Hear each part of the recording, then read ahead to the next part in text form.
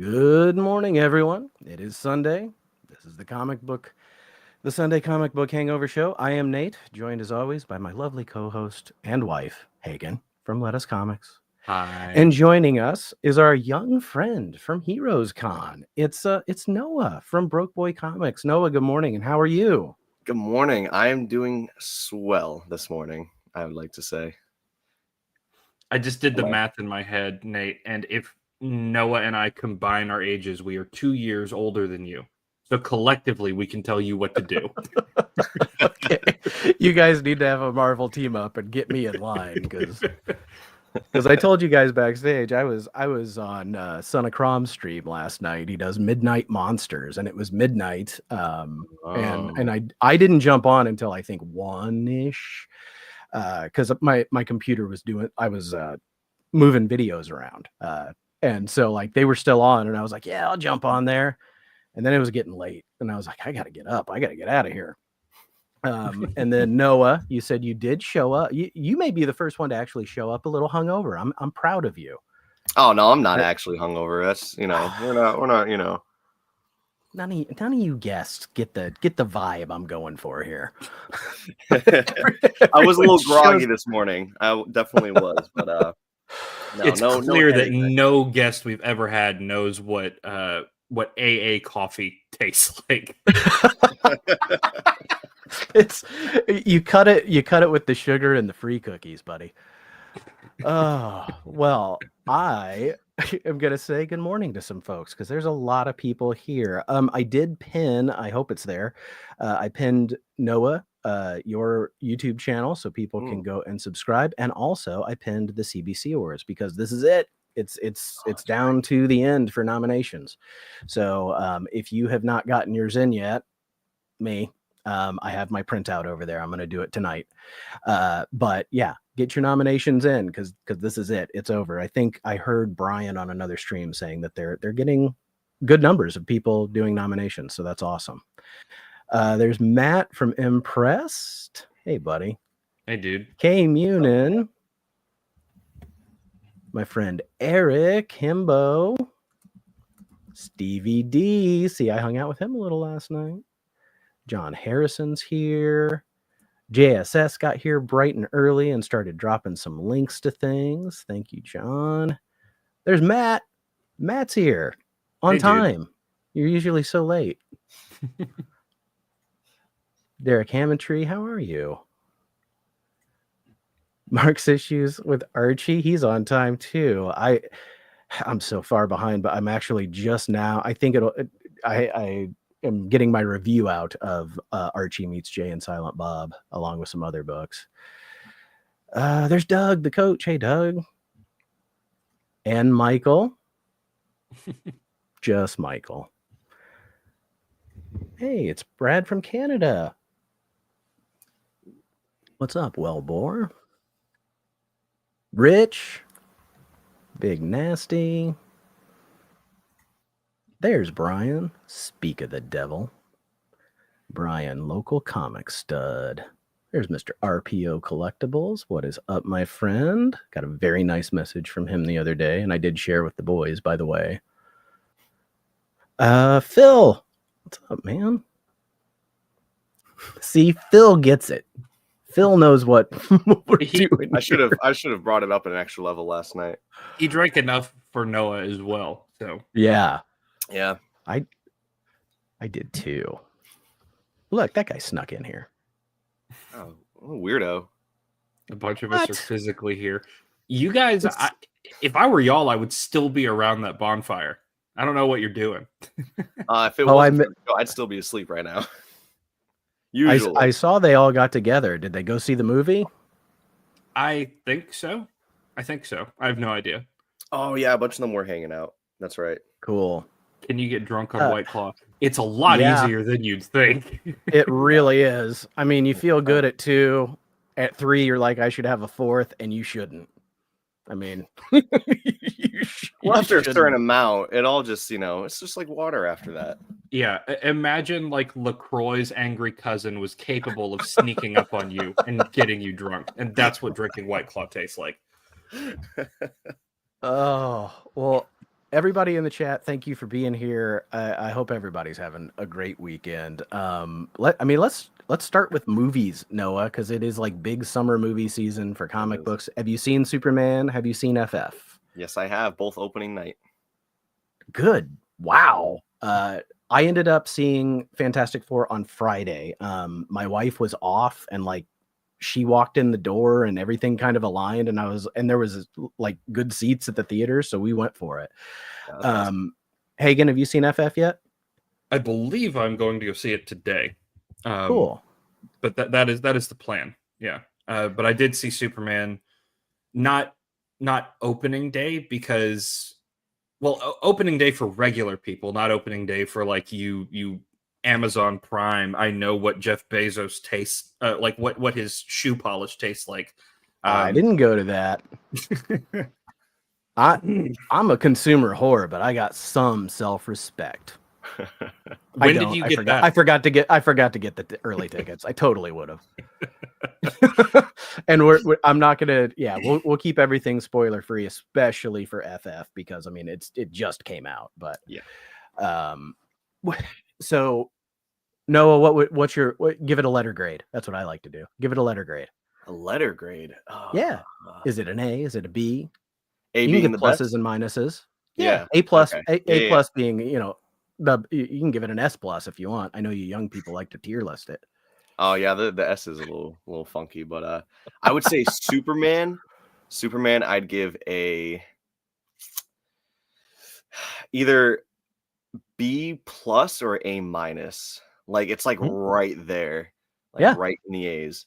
And then for FF, I would give about a B minus. Okay. Yeah, I think that's fair. As a movie, I thought, not even being DC biased, I thought Superman was a little bit better. Yeah, I did too. I liked FF a lot more than I thought I would, especially after watching my friend Dope's review of it. But I liked a lot of what they did in it. So, but I definitely have more nitpicks with Fantastic Four, even though it was just better than I thought it was going to be. And it was a different tone than most Marvel movies I've seen go for. So I enjoyed that too. Like, yeah. I think if you're a comic book nerd, you're going to go watch it anyway. So it's worth watching, or it was to me. I know it's not to Dope. Oh, no, you gave a not so good review on it? I saw that he released his review, and it's like 2.5 minutes long, and I was like, ooh, that means he did not like it at all. Right. He just came in, says that it sucked, and then left. I haven't watched it yet because I was going to ask, is it like a spoiler-free review, or what do you think? Well, there's a couple of things that I would say there's minor spoilers in Dope's review, even though it's only 2 minutes. So nothing ruined the movie for me. But yeah, okay. I mean, okay, I'll watch it. I'm really not that attached to the Fantastic Four anyway. So I'm not either. Yeah, I'm not either. That's why, like, this version of it, I was like, yeah. I mean, okay, this was the best Fantastic Four since the Roger Corman movie. And I actually really like the Roger Corman movie. There's a lot of low budget charm to that. The good bad movie stuff. Like I don't like the I don't know the Jessica Alba movies. I don't know the name of any other. Chris Evans was in there, and then Michael Chiklis. I don't know who played Mr. Fantastic, but I hated those movies. I didn't like the characterizations of the characters. I felt really bad for Jessica Alba, who's this beautiful girl, and they're like, please put on this god awful wig and god awful blue contacts. We'd like to hide your Hispanic heritage, please. And like her whole power was just taking her clothes off so she could be invisible. Like the joke was that she's always naked, and Michael Chiklis's thing looked terrible. So I didn't like those. This one, like, everybody looks great. The costumes are great. Yeah, go see it. All right. Enough movie talk. I don't want to like ruin the movie for anybody. Who's this guy? Good morning, amazing J-Man. What? You were here at 2 a.m.? It didn't save. I'm sorry. Mm-hmm. Good morning, Lau. Must have gotten lost in the mail, Eric. I do like Roger Corman movies.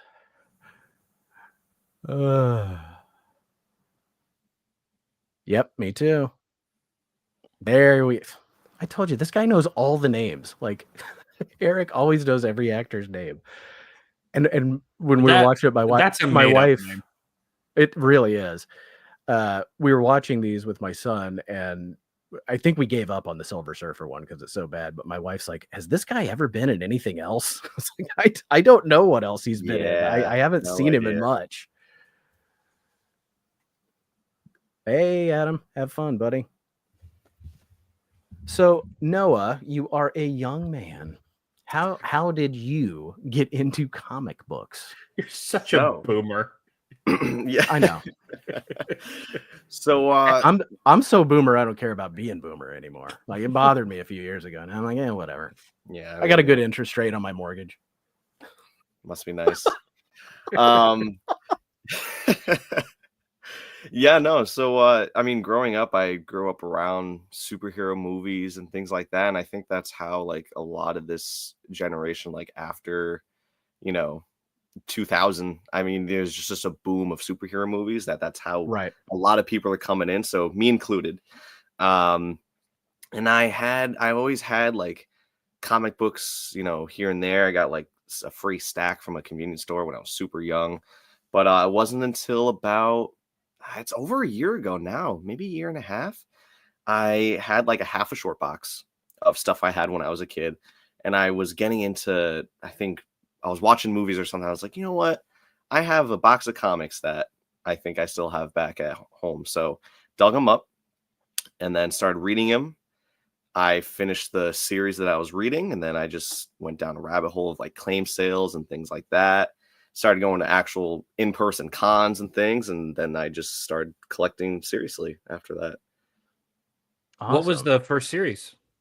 The one that you first started series I ever like fully all right, so the stack of free comic books that I got was the third volume of Brave and the Bold, which I really loved. It has George Perez art. I forget. I was gonna say, is that Mark Waid and George Perez's run? Yes, yeah. That's a good one. It is a good one. Yeah, they were on the first, I believe, like 16 issues or something like that. It was a good chunk. But that definitely, I think, is why I'm a big DC fan today, because that series just brought in different characters, so you got like a little bit of a different person each issue, so it was nice. And then after that, what really got me into reading fully was All-Star Batman by Scott Snyder, and I think there was like 3 different artists on that, because he had like three story arcs in there, and it was only like a 16 issue run, so it wasn't huge. It was the first one I ever finished collecting all the way through. I got every single issue, read it all up, and yeah, that's what really got me into reading and collecting full runs. So it was awesome. So what you're more of a DC guy like me. What's your focus when you're collecting right now? What are you hunting? So my main guy is Batman. So I have a lot of him. My crazy insane goal is every issue of Volume 1, which I will get as close as I can, but knowing Batman #1's in there, I can only get so far with what I have. So yeah, but I mean, you have many years ahead of you to chip away at that. Yeah. There's a chance. Yeah, if you save $1 a year for 300,000 years, that's true. No, so it is possible. And then I mean, I've been really focusing on Silver Age and Cliff, you're so nice. I just love him. Yourself. I just love him. I've been really focusing on Bronze and Silver Age recently. Like, I've kind of been liquidating a little bit more of my modern stuff. Yeah. And yeah, I've been really into all the older stuff, especially DC, and it's been kind of everything, which is not great because there's so much you could buy. But yeah, no, that's kind of where my collection is going off to. I'm doing a very similar thing, in like I'm starting to put together boxes of things that I'm ready to get rid of because I want to focus more on the silver and bronze. Yeah. What's your reason for that? Why are you wanting to focus more on silver and bronze over some of the modern stuff? I think it's just I've always been interested in history. It's always been like a strong like interest of mine, and comic books played directly in part with that. And I love all the stuff that came before. And I just really like the older art and the older artists. Honestly, the stories just being goofy as they are, I freaking love it. And yeah, I don't know. It's just something different about the modern stuff that, the older stuff, it's, they're not printing them anymore, and then finding those really nice high grade ones. It's, awesome to find those. And yeah, the modern I wouldn't know. Yeah. I know. I get my low grades, I get high grades, but mostly I try to be like, no, like this one's like mid grade or higher. I'll usually snag it. But yeah, I don't know, something about collecting the older books. I like it more. Do you like to read the stories? I try to, but my saying is always, you can buy a lot of issues but not have the time to read them. So yeah. So I buy a lot more than I read, unfortunately. But sure. I just started a real book actually recently. I started The Shining yesterday, and I haven't actually read anything in a while. So this is getting me hopefully back into it. And then I'll probably start an omnibus after this. I kind of wanted to reread. It's funny you said The Shining. I kind of wanted to reread The Running Man because that remake is coming out that actually sort of looks a little more in the spirit of the book that I remember, or I think it was a novella actually. So wasn't there a movie before? Like, this is a remake of a movie as well, right? That was based off of a book. Yeah. See, I didn't know that, and I saw the trailer. I think it was in Superman. I was like, wow, that looks really cool. That's an awesome idea, and looks like a good movie. So I'd probably want to watch the first movie before I see that one.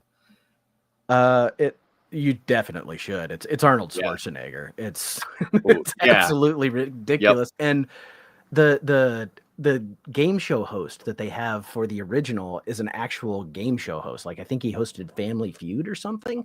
They got a real actual game show host to be the future We're Killing Criminals game show. I can't remember his name. Yeah, hold on a second. I'm on it. Yeah, I want to say it's the guy from Family Feud that used to full on just kiss every woman on the mouth. It was disgusting. But it was the 70s.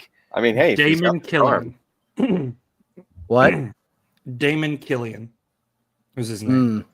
That's not who I was thinking. Or no, sorry. The name of the character was Damon Killian, played by Richard Dawson. Richard Dawson, yes. That name does sound more familiar. Yeah, he hosted Family Feud, and he would talk to the families and right in front of the husbands, just kiss the moms and the daughters right in the mouth. It was foul. The past was a different country. Yes, it was a different. What are you going to do to the game show host? Really, you're not going to sock him on live television, are you? Well, you'll have to watch the movie to find out. Hey, there's James from England. He's moving. Yes, The Long Walk is another Stephen King novella that was just freaking so good.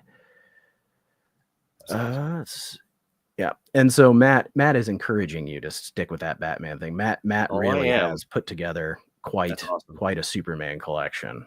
Yeah, honestly, my Superman collection. Hey, Chris Parker. My Superman collection, just randomly, I looked at my box one day. It got up to a full short box. I'm like, wow, my Superman collection is really coming along. Yeah. You know the husbands liked it, says Himbo. Oh, hey, good morning, Steve. Good to see you. No, Noah, here's what you do. You make a YouTube channel that's very publicly about wanting to complete this run, and then people will just send you shit. They'll just keep sending you things. Yeah, no, that is true, and it's crazy how much that does happen. I get messages every once in a while, like, "Hey, I heard you were looking for this book," or I know you're collecting Batman Volume 1. I have all these issues. Are you looking for any? That's why I love this community. Everyone is just helpful and very kind and everything, so that's why I stuck with it, and I'm still here. I find it, and Hagen, you just did your video for your Heroes AOKs. I have not done mine yet, for the same reason that you struggled with yours. It's hard to feel like you're giving enough appreciation in the video. It's kind of it's a little overwhelming to be sent things, and there are times here at my house that they start to pile up. There'll be a week where 3 or 4 or 5 packages come in, and And my wife is like, what are you doing? And I'm not trying to get people to send me things at all. But I want to acknowledge, I appreciate it. And I want to acknowledge that. It's just, do you struggle with that too? No. I mean, I don't get as much packages as you do, I don't think, but no, I do tell people all the time. I'm like, really, like, please, you do not have to give me anything. Like, please, like, you don't have to go out of it. I did this to Hagen too, actually, at one point. I was like, please, like, you don't need to send me anything. He was like, too bad, I still have your address, so I'm sending it to you anyways. I do have everybody's address on a spreadsheet. Like, I save all of those just to have. I have an address book. I have an actual honest to God address book. If you have a coin purse, then you're the boomer in this duo. I do have a coin purse as well. I don't use it that often, but I do have a coin purse. Okay, I am the young one now.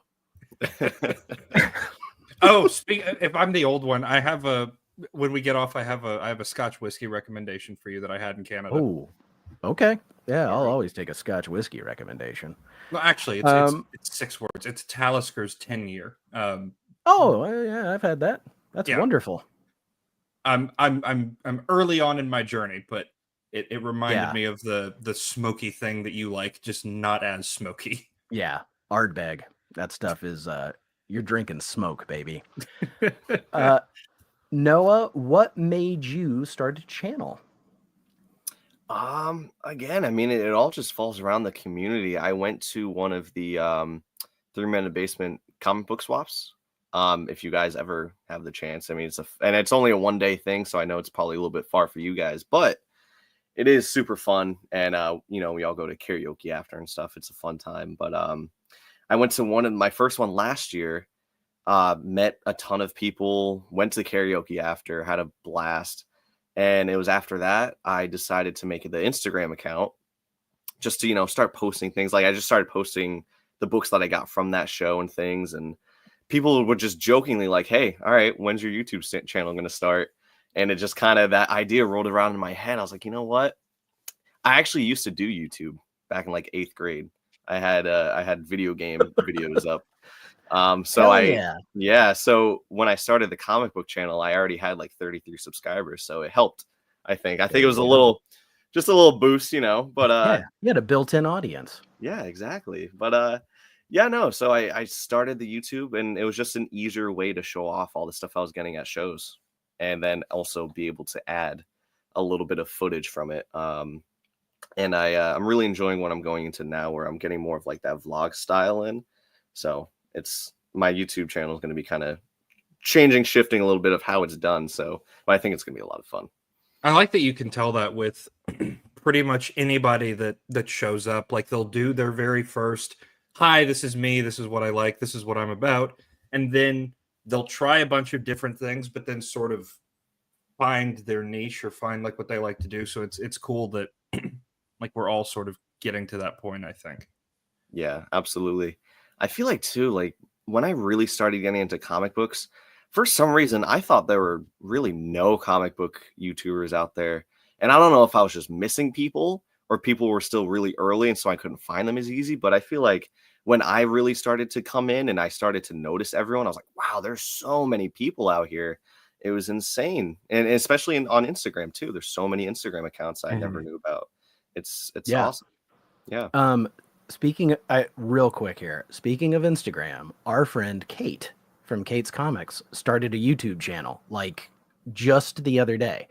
So, so JSS, if you can find her link and drop it in the chat, I would love to get Kate up on subscribers. I think she's only got 1 video and 1 short. And I think I don't care. She's fantastic. She's one of my favorites. Another DC fan and another reader. Like that's what we need. Yes. So I loved that I saw she just like stealth started a channel. Didn't really advertise it that I could tell. So if we can get that link in the chat, and all of you guys who are in the chat, please sub up Kate. She is she's wonderful. Matt had her as a guest. she's been on the Sunday show, and she's hung out with the FOMO squad more than a few times. Because she subbed for me a couple times, I think. When I need a young person, I just subscribed. So awesome. Awesome. I did too. I had no idea she popped up with one. That's awesome. I met her for the first time at the 3 Minute Basement Swap this year. Finally, we live in the same state, and I have yet to meet her. Yeah, and JSS Brooklyn, thank you so much, dude. Everybody, thank you. If you like us, you will like her. She's a great person. I really like talking to her. Yeah, she's super nice. She's a really nice person. And she is going to Terrificon, and you are too. So as everyone should cross paths there. Tell me, okay, so you've been to Terrificon before, and we got to see you at Heroes Con. To me, Terrificon looks a lot more chaotic, a lot more more like what I expect when I go to a convention, whereas Heroes was so laid back and just even though it was busy, it was casual. What do you think of like the chaos factor or the crowd factor of Terrificon versus Heroes? What would you say? So Terrificon last year was the first time that was actually my first big convention. So it was a ton of fun. And now I've been starting to go to a lot more now. And that's kind of what this year is for me. Comparing Heroes Con to Terrificon, Heroes Con was huge. It was the biggest convention I've ever been to. And I think that helped with the crowd factor because there's so much space and everyone was so spread out. That's why I think that felt more laid back. But it was really nice. And Terrificon, it is a tad smaller, and the aisles aren't as wide. So I think that's why it kind of seems like it has that chaos factor, and especially like on a Saturday, it does seem busy, and you do kind of in certain points have to squeeze past people. And it's also in a casino though, so there's that reason as well.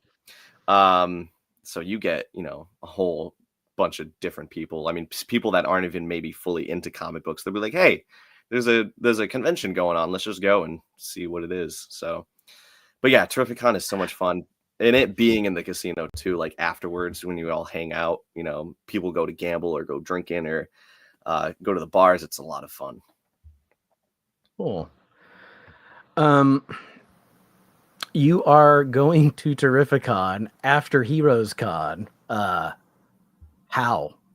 I don't know. I honestly don't know. This is going to be a very broke boy, low budget convention for me. Is Terrificon, and then Rhode Island Con after too. I don't even know how I'm going to make that one work. But so, do you drive back and forth? Are you staying on site somewhere? I am 20 minutes away from Mohegan Sun, where the casino is.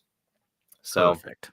Yeah, it works out amazing. And then that gives you the opportunity to go in lo-fi. Yes, it does. Yeah. But yeah, no, Heroes Con drained my budget and everything because I dove down the original art rabbit hole. I was wanting to ask you about that. Yeah. Because I had a great time at Heroes Con just hanging out with people and doing what I normally do, which is just go to short boxes or long boxes and just go. Yeah. But I have started thinking, and I used the Artist Alley list from Heroes Con as sort of like a starting off point. I think I'm gonna start commissioning artworks from people that I like, because it's just, to me, like if you buy a $300 comic book, there are other copies of that other places. But if you buy a $300 original art from somebody that you like and you get to talk to them and get them to do exactly what you want them to do, that's so neat. And that just seems like, the little kid Hagen, that seems so far away from what is possible. And yet, no, like they really like when people order commissions from them. So yeah. And that's the exact mentality that I had going into it, and that's why I'm as broke as I am. I gotta play off the name, but it is really cool. And actually, I could grab it. My favorite commission is a Mr. Freeze, and it's by an unknown artist. Like he's a local guy. Is it the one I put on the thumbnail? Yes, it is. Yes. Okay. Yeah. Grab it, man. Grab it. Yeah. I was hoping you would show that and talk about that artist, because the story that he told Hagen and I about getting this piece, and I think he worked on that jam piece. But that kind of put that seed in my head too. It was the conversation with you, Noah, that and being at Heroes with all of those artists that made me say, kind of like what Hagen said, like I think I'm gonna start reaching out and getting a few pieces by artists I like. I highly suggest it, and it's so cool because, like we're saying, it's a one of one. If you either do it for you or if you buy like an original page or original cover, you're like the only one that owns it. So it's just a lot better of a feeling. But yeah, this is my favorite here. Actually, I'll take it out of the top loader. It'll be not as reflective. This is my favorite commission I have so far. It's this amazing. Actually, I try to get the light out of there. Amazing Mr. Freeze by Ryan Santos. He's a local Massachusetts artist. And that's so good. Really cool. It's so cool. And I love how he adds he like just the fine details of like playing off the trade dress and him walking through the snow. There's like a batarang in his helmet right there. Like, it's super cool. I like that he's like a scrapyard Mr. Freeze. Like, he's very rough, you know? Yeah, he's not like crazy high tech, like almost like he put it together in his basement or something. It's so cool. Yeah, it is. So this artist, does he have like independent books out or anything? Or is it? So his work is good. Yeah, I know. He has a series called, I think it's, oh God, Ryan, sorry if I get this wrong. I think it's Living Dead. Like very indie publishing. Like, it's not with any major publishing company or anything like that. But his commissions and everything are just insane. And he's working on a Scarecrow for me next. I'm picking that up at Terrificon. Yeah, so I'm super excited for that. And I highly suggest anyone go to him. I mean, I've had friends, go to him. I actually got introduced to him through a friend. And he does some awesome work. I've seen him do DeLoreans, from Back to the Future, like big 11x17. I've seen him do The Walking Dead. I've seen him do Spider-Man villains. I've seen him do it all. I mean, he kills it. And he's super affordable, crazy affordable. Like, that was a steal, that Mr. Freeze. It's insane. Yeah. What is the one where you got like a bundle with a commission? Did you bring that? I didn't bring that. Okay. No, it's all right. Yeah. If you want to tell the story, you can, but I'll tell a little bit. I am behind in my Heroes Con videos. I haven't posted any yet because I'm still working on my last one, but it's almost done. It'll be hopefully this week. It'll come out. I keep saying that, but I just got really, this one artist who added to my Batman Jam piece. So I was kind of, getting a little buddy with him, and he just gave me a crazy good deal on a commission as well as an OA piece, and it just blew me away. It was insane. I don't know how much I want to go into it. Like, okay, yeah, it's fine. I mean, it's because I don't want it's gonna No, it's like it's your hero. It's a good Heroes moment. Save it for your own. It was a really good Heroes moment. Yeah, it was a great story. So everybody, make sure you're subbed to Noah because that'll come eventually. You'll want to see it eventually. Yeah. Well, what did you bring? Did you bring anything you wanted to show off? We're sitting here jabbering. I'm trying to keep Hagen on task. He's such a boomer. He wants to talk about the weather. It wasn't this humid when he was young. We've all heard it before. Yeah. It wasn't this humid when we were all young, actually. I agree with that statement. This is the part of the show where I yes and you, Nate. I know.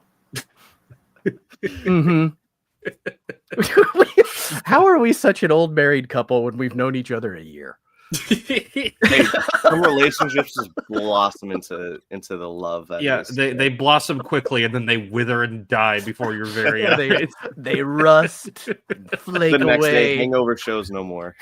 They hate each other now. Never again. All right. So these are just 2 slabs I added recently. These were in my most recent video, so now I'm more comfortable just sharing them out there. This one I actually bought last year at Terrificon, and I submitted it, and I didn't get it back until April of this year because of reasons. That being my nice Batman 189. So this is why I'm getting a commission for Scarecrow, is because I want it to go along with this book and have it, kind of displayed next to each other. It would be really nice. So that's a big book. Yeah, it's honestly more affordable than you think. Honestly, like I've looked, it's not.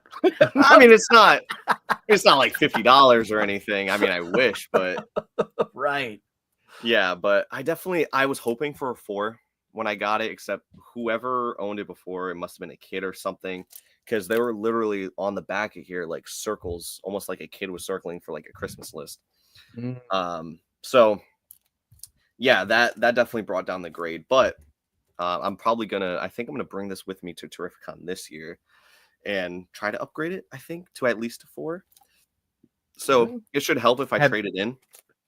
So what do you mean? You're just gonna try to get it regraded, or are you gonna crack it and have it cleaned and pressed? No, so I think I'm gonna try to find a vendor with a higher grade already slabbed, because I don't want to go through regrading it again. Sure. But I'm gonna bring this with me and try to knock down that price of a higher grade and be able to just kind of upgrade it that way. That's a good plan. Yeah, that's a good plan. Trading is honestly underutilized. I feel like people should trade more. It helps a lot, especially like a bundle of smaller books, like significant ones for a larger book. It helps a lot. You got to think like this when you're broke. You got to think of ways to finagle the system. Completely understand that. And then the second one I have here that I bought, I actually got at Little Giant in April, so I got this at the same show. Was people say that, except it's the reason that I'm broke is because of these comics. It's never never beforehand that I'm broke. It's always after. It's lunch money too. He has the same thing where people are like, that's not a lunch money book, and it's like, I picked a name that you picked a name that says you're broke, but you're broke because all the things, right? Like it's a money situation. Yeah. The money, it's not a lunch money book, but shut up. I wanted it. Right. Don't worry about how much my lunch costs, okay? Oh, that's great. I love when we're giving him shit at Heroes Con. I think you guys were there for that, I'm pretty sure, but I don't know. For a little bit of the time. Yeah. There was that whole thing that happened with Ryan Colossus Collector's Room where we were just making fun of different people for no good reason. And that was just Stan from X Factor rough night. That too. Stan's X Factor. Yeah, everybody got different names. Yeah. It was Brian the what was he? Brian the Colossal Collector, I think. Yeah, it was something like that. I thought it was something Inspector. Everybody had an alternate like universe version of their channel or something. Which devolved into us just screaming. It devolved into us just screaming bloody nose bitch at Dan.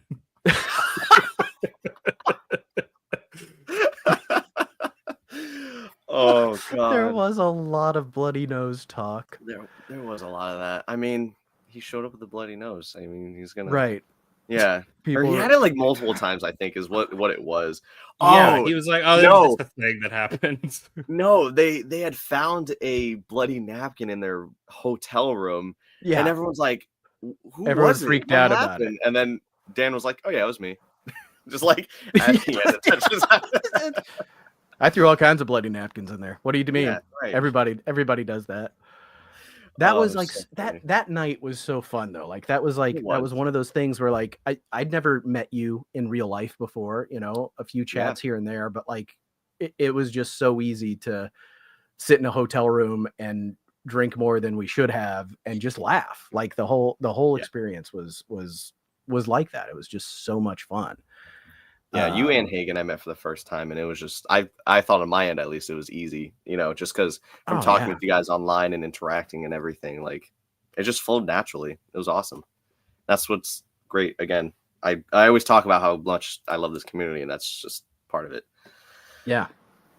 Yeah, but this next book I have a little DC and a Marvel one for today. All right. Because I technically sort of got him at the same show, and again I showed him off in my last video, but got this bad boy So, Whoa, yeah. and a 9.8 even.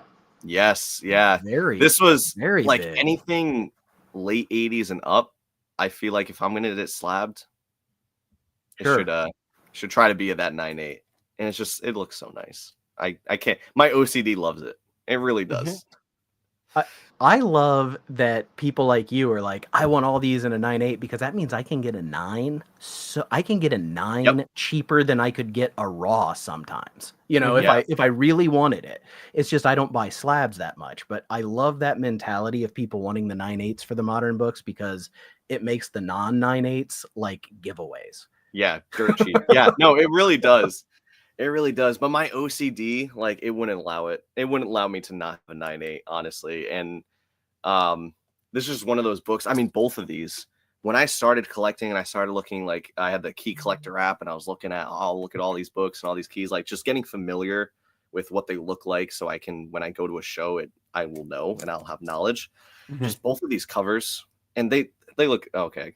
The lighting doesn't help, or my positioning, but these two together, they look so good. And I can't wait until I can put my display back up and I have all my lovely books I ogled over on my phone, you know, a year and a half ago, and I own them now. It's amazing. Yeah. It really is cool to like look for something and then find the one that, you know, right price, right condition, like check that off. And like that dopamine lasts, I don't know, what, a weekend? And then that Monday you're back on Whatnot or eBay, like looking for right. Depends on the book for sure. Depends on the book. For sure. No, absolutely. And but every time, you know, you go through your short box and you're pulling books out, you're like, oh yeah, I love that book. That's right. Yeah, I know. Oh, it's awesome. But yeah, you're right. Those two, for being Marvel and DC and completely different eras, they pair up really nicely. They both have that villain versus hero, hero in distress, villain at the They do, advantage. yeah, actually. That's a good point. I didn't even think about it like that. Yeah, even the poses that that they're doing they're kind of are similar. Almost identical. You know what? Never even realized that until you just said it, and now I'm never going to be able to not see it that way. There you That's go. pretty funny. God, the lighting. It's crazy. But yeah, no, it's just two awesome books I'm excited to have in my collection. You know, good old DC and Marvel in there. So yeah. And yeah, as far as collecting slabs, I know a lot of people aren't really slab collectors, or some people are just only slab collectors. Right. On my end, I really only do it for like bigger keys or like bigger books.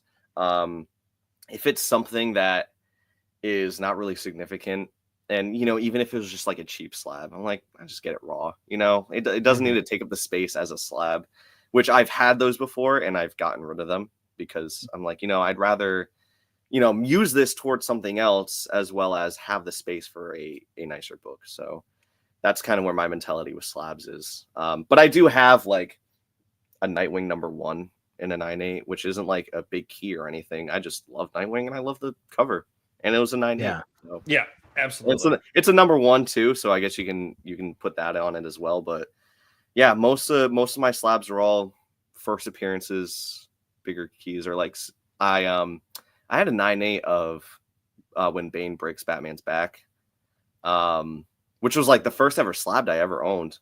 And at the time, I got it for like $75. It was super cheap. That's right. Nightwing does rule. That Tom Taylor run kind of ruined me for the book. I don't know if I can pick up any of the new one, but I'll see. Yeah, it's hard, but no. So I actually got rid of it because it was such a cheap slab. But I want to get a newsstand version of it in a 9.8. For one, it's more valuable, and two, you get the full cover on it instead of like the direct edition where it just has this black kind of cover on it. Like it covers half of the artwork. So I want to get the newsstand in a 9.8 and have that full cover. And I have a first Bane in a 9.8, so it looks very nice next to that. Oh wow. Yeah. And I'm a sucker for, and I've bought one as a gift, but I find it really funny to go to like the bins that you'll see of like $30 or $40 slabs, because I know how much it costs to get something slabbed. Right. And I'll just flip through that thing and be like, why on earth would anybody do this? Like, some of them are interesting, but not enough to justify that. Like, yeah, no, I completely agree with you. Unless there's a monetary reason or like I want this book to be protected sentimentality reason, I don't see the point for me in getting a lot of slabs. Yeah. Do you know what you both need, actually, that I just thought about? Both Tell us. You need a 9.8. More exercise and sleep. What? I'm sorry. No, you both need a 9.8 brute force number 1. Oh, I think what we on do. The census? I think what we do is we submit the ones that we got, see what the grades are, and then make fun of the one with the lower grade. That's Could good do that too. You definitely, that's a good one too. I mean, right now we're working on for Heroes next year, Operation Achy Breaky, where the 4 guys in the FOMO squad, we want to get a copy of the Billy Ray Cyrus comic book that Marvel put out, which is. It's one of the most insane things I've ever seen. Plot wise, like Billy Ray Cyrus goes to medieval Europe and fights a Black Knight. And I can't remember. There's 2 stories in it. Oh, dude. Oh, it's so stupid. So we all surprises me the stuff that you guys know about and find. It's crazy. Well, I'm not taking credit for this. We've put a beacon out into the world that says, hey, we really like stupid stuff. And there are a lot of people that can recognize when things are stupid. And then they tell us those things and we love them. There are, by the way, 5 9/8s on the census for brute force number 1. So it is possible to do. It is possible. And I can't see because I don't have like the Go Collect Premium or whatever. But a 9/6 sold for $28. So I don't think it's going to be that expensive. Yeah, see, I don't even want to pay to have it done. I'd just rather go get one that's already done. That's what I was saying is, you have the one that you guys found, that's your reader copy and, sentimental reasons, so you can still open it. And then you have a slab one that you happen to find, but I do agree. If you're actually gonna find that in the wild. Some of the like really stupid titles that we found, if we could find a good slab, I would. And it wasn't expensive, right? Like if I found a brute force for $28, I would no longer have $28. Yeah. And I'd be all about that. So Operation Achy Breaky with, go ahead, Hagen. I want to tell him about Billy Ray now. I was just going to say, I just did a quick eBay search for 9/8 slabs of brute force number 1. I don't see any, but there is a raw brute force number 1 that this person says is a 9/8 candidate. Looking at this picture, it's not. But they're selling it for $275.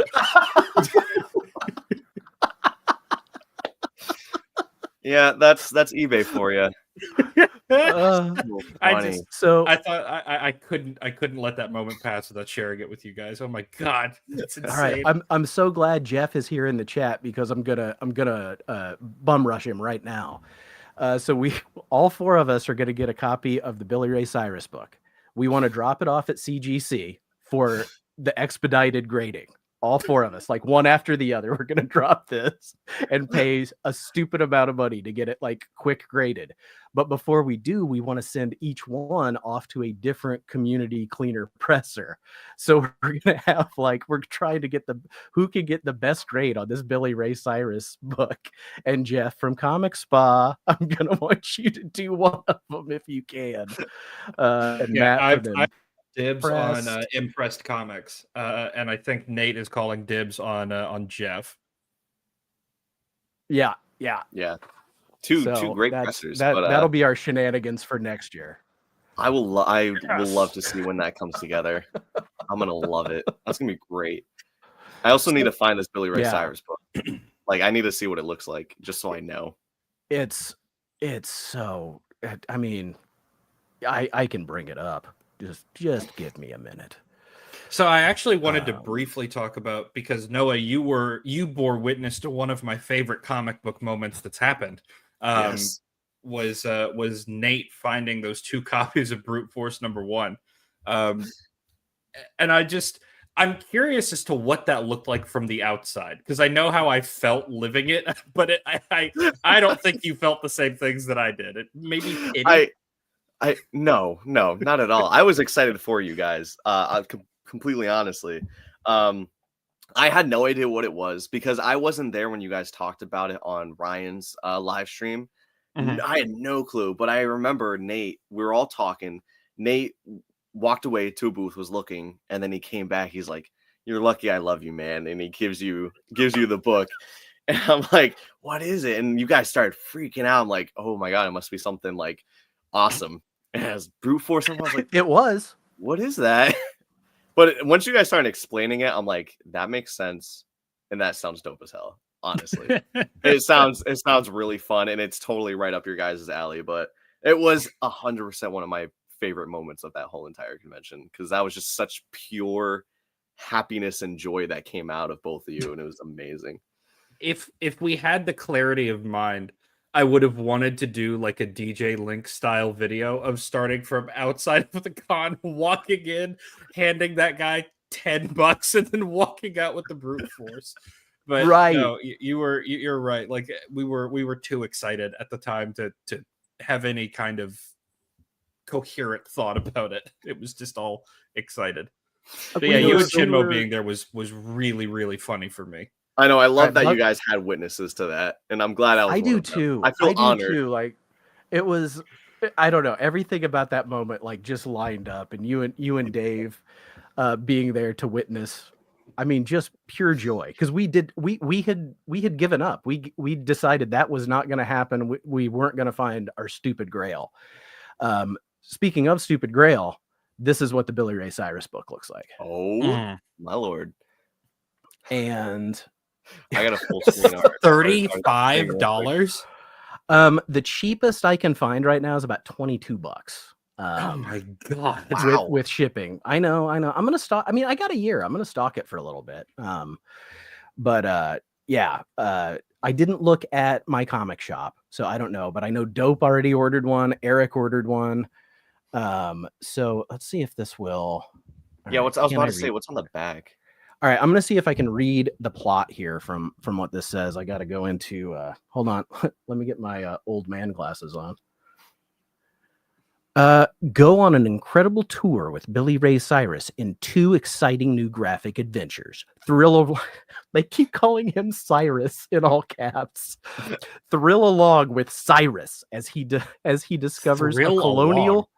Just wait as he discovers a colonial fort haunted by spirits. Span through time and space with Cyrus as he finds himself in ancient England battling an evil black knight and dragons for the life of a fair princess. This is Billy Ray Cyrus. He should have nothing to do with ghosts or ancient England. He wrote one of the worst country songs ever. The only thing he did was give us Miley Cyrus. So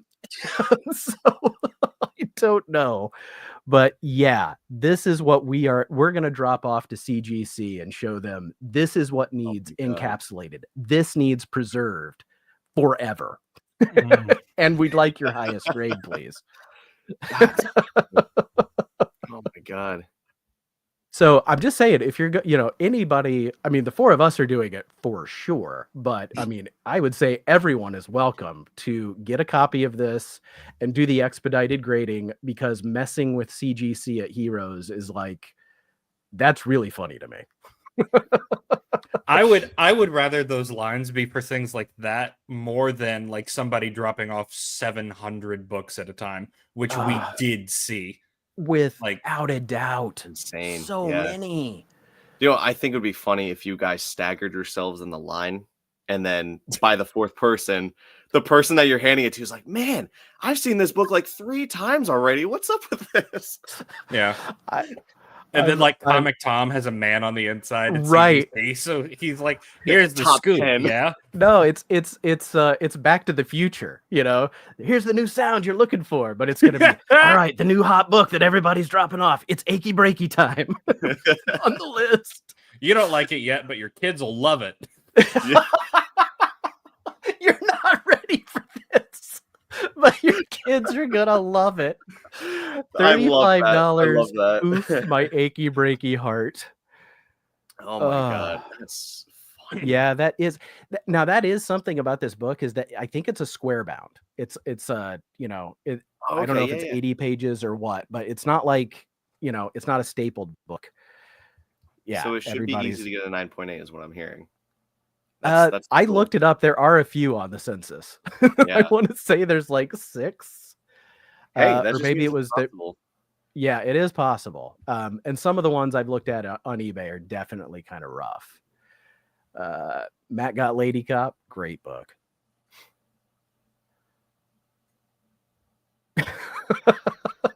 I don't think we have that much effect.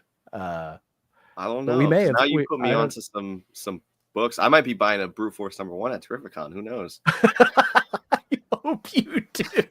The thing is, it's just such like a perfect. The 90s were weird book.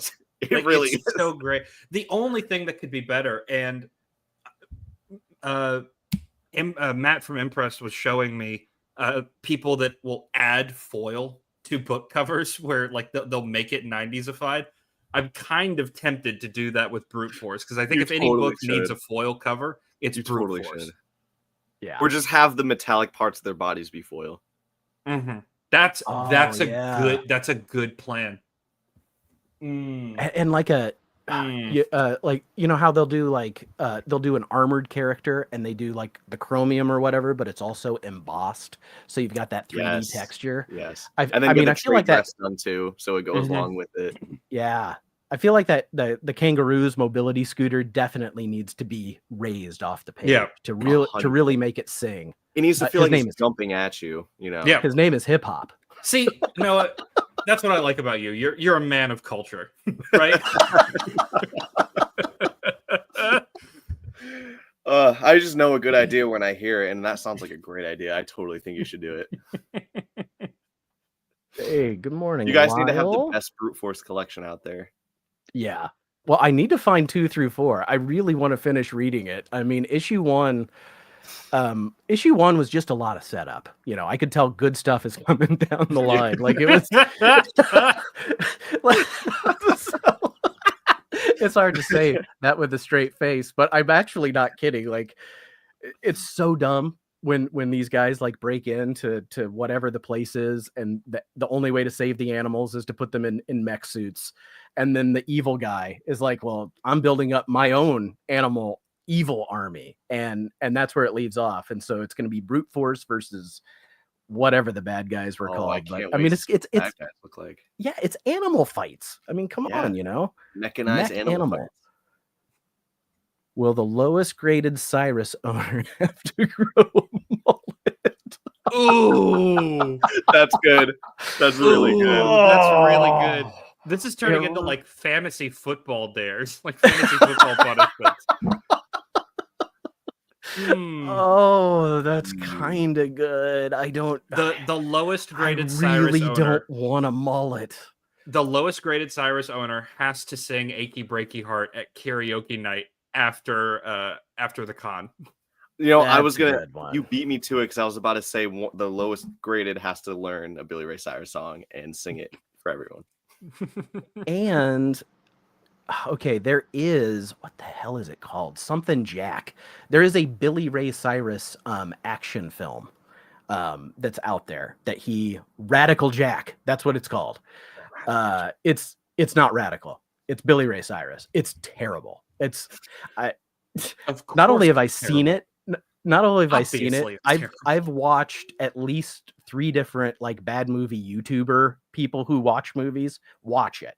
So I've watched it, and I've watched different people watch it. You guys should hunt that one down. I'm sure it's on Tubi. It's probably somewhere.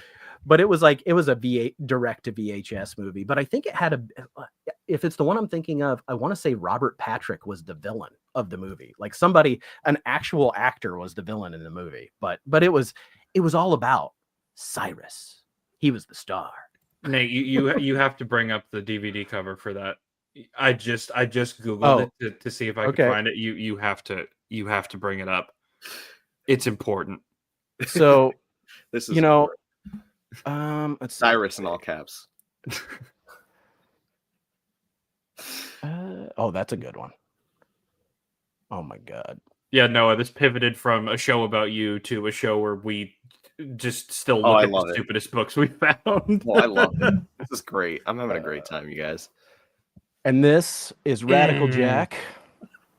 I mean, it's like, hey, can we make a Renegade movie? You mean that show about that guy with Lorenzo Lamas? No, we ain't got the rights to that. Okay, I'm gonna call it Radical Jack. Do you remember, if either of you guys watched Mythbusters, they would occasionally make like dummy movie posters for stunts that they did? This Right. looks like one of those. Yes. Yep. Oh, there was very little effort put into this movie. Very little. I mean, everybody showed up, you know, and they did roll film, but that's about it. I love the different resolution of the foreground, the car, the explosion, and both characters. Oh my god. It's like a high school Photoshop project. I was gonna say this is like someone's first Photoshop. Yeah. The Billy Ray and Dee Dee Pfeiffer here. The color, you can't probably tell, but the color grading is atrocious. Mm-hmm. Like it's no, we can tell. Okay. It's so like oversaturated and stuff. Like I don't know what they were trying to do. I think they were trying to make it radical. And when did this movie come out? I don't know. It's It's only got a 2.4 on IMDb. Here's 2000 or 2010. Oh man, 2000. 2000. Okay. Oh, I love seeing these the roll. These are clips for the movie. Just, how many? Did you see how many handguns there just were? Oh my god! I'm calling Uncle. I'm calling Uncle. We can't do this. I am not seeing a year. It was up at the top. It was up at the top. It was 2000. 2000. That's wow. Hey, who was right? It's on Tubi. I know what I'm doing later. Yeah, they get all the movies that nobody else wants. That's so funny. I had no idea Billy Ray Cyrus was just a star in comic books, movies. Man, he does it all. Yeah, multimedia empire. Yeah, you really. know, yeah. I had no idea either. I'm a singer. I'm a dancer. Oh my god, that's so funny. So sorry to go on a Billy Ray Cyrus tangent for 30 minutes. No apologies needed. No apologies needed. Noah, did you bring anything classy to show? Because we're going down the tubes here. Don't go with us. Anything classy? I can go grab something. I can grab something else. Dee Dee Pfeiffer equals Michelle Pfeiffer. That's so we were just asking, like, if there was anything else that you had that you wanted to show, and I did want to tell people that you showed that bit of original art. You showed us some other stuff at the show, which I'm assuming is going to be in your Heroes Con video. Yes. And so everybody that's watching this, if you don't have your bell on for Broke Boy, you might miss it when it comes out in 6 months or so. I say that with that long. I say that with all the love in my heart, as somebody that took like 2 back-to-back, like 4-month hiatuses. So, you know, no, I did it. I did it too. I honestly think we did it at the same time, actually. Mm-hmm. Yeah. So, but hey, you know, life gets crazy, and sometimes you know. Yeah. It's all for fun too. I'm not being like crazy serious about it. It's just a fun side thing to do along with the hobby. So I mean, I do it when I can, and I don't stress about it. And I think that's the biggest thing, is I don't want it to feel like a part-time job. Yeah, I think that's the right way to do it. Absolutely. Yeah. Like, do you have like a channel goal? Something that you want? Like, do you want to get so many subs, or, you know, or are you literally just in this for fun and, you know, something to do when you're not at work, something creative? Yeah, no, it's, I don't really have a huge goal. I mean, I'm honestly surprised I've gotten as far as I have, to be completely honest with you. I just actually hit my 1 year mark on YouTube. And again, like, Congrats. thank you. I haven't done anything for it yet. I plan to, but yeah, no, like it grew to a point where I had no idea it was gonna get to that point. Like again, and going on again about the community, just everyone's so nice. And yeah, I mean, I don't know if that's the goal. That's just what happened. Right. Yeah, but no, I mean, I don't really have a goal. It was just all for fun. It was just me starting to be like, I just want to share what I got. I want to, have fun doing it. And I again, I had the YouTube beforehand. I did like my high school had like one of those morning shows. So I was like I did a few things on that, which kind of helped my interest of like creating videos and such. Yeah, and I enjoy editing videos, especially like, when funny shit happens and, you leave it in there and you get to have fun with it. Yeah. Yeah, it's all for fun, really. That's really all about it. I have no big goal, or I'm not trying to get famous or anything. I'm surprised people recognize me, to be completely honest with you. Like I was at HeroesCon and I ran into a handful of people and like, hey, like I love your channel and everything. Like I was just watching, like, man. I'm like, thank you so much. I'm like, I did not think I was ever gonna get to a point like that, and it's just amazing. Yeah, I didn't get recognized at HeroesCon. Hagen, did you? You recognize me, and Mary recognized me. Noah recognized me. Mrs. Sidequest. Yeah. That was one of my favorite moments. Was Eric's wife sees us in the lobby of the hotel and she looks at Dope, who's wearing this White Claw t-shirt, and she said, "I think you're my husband's people." We were like, yeah, we are. Yeah, that's so funny. Sounds about right. T-shirt. They seem like they would be up his alley. Yeah, that was yeah. So cool, man. That's cool that you got recognized on the floor. You're like we're all minor internet celebrities in our own right. Yeah, right. I don't know if celebrity is the right term, but not for me. I said minor. Yeah. Noted internet douchebag Hagen from Lettuce Comics.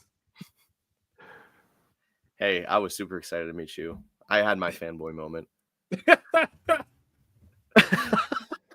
I don't even have a witty repartee to that. That's just ridiculous that you would say something like that. Man, that's funny. I stumped you. Are you picking up newer books, or are you just kind of done with that and going to the older stuff now?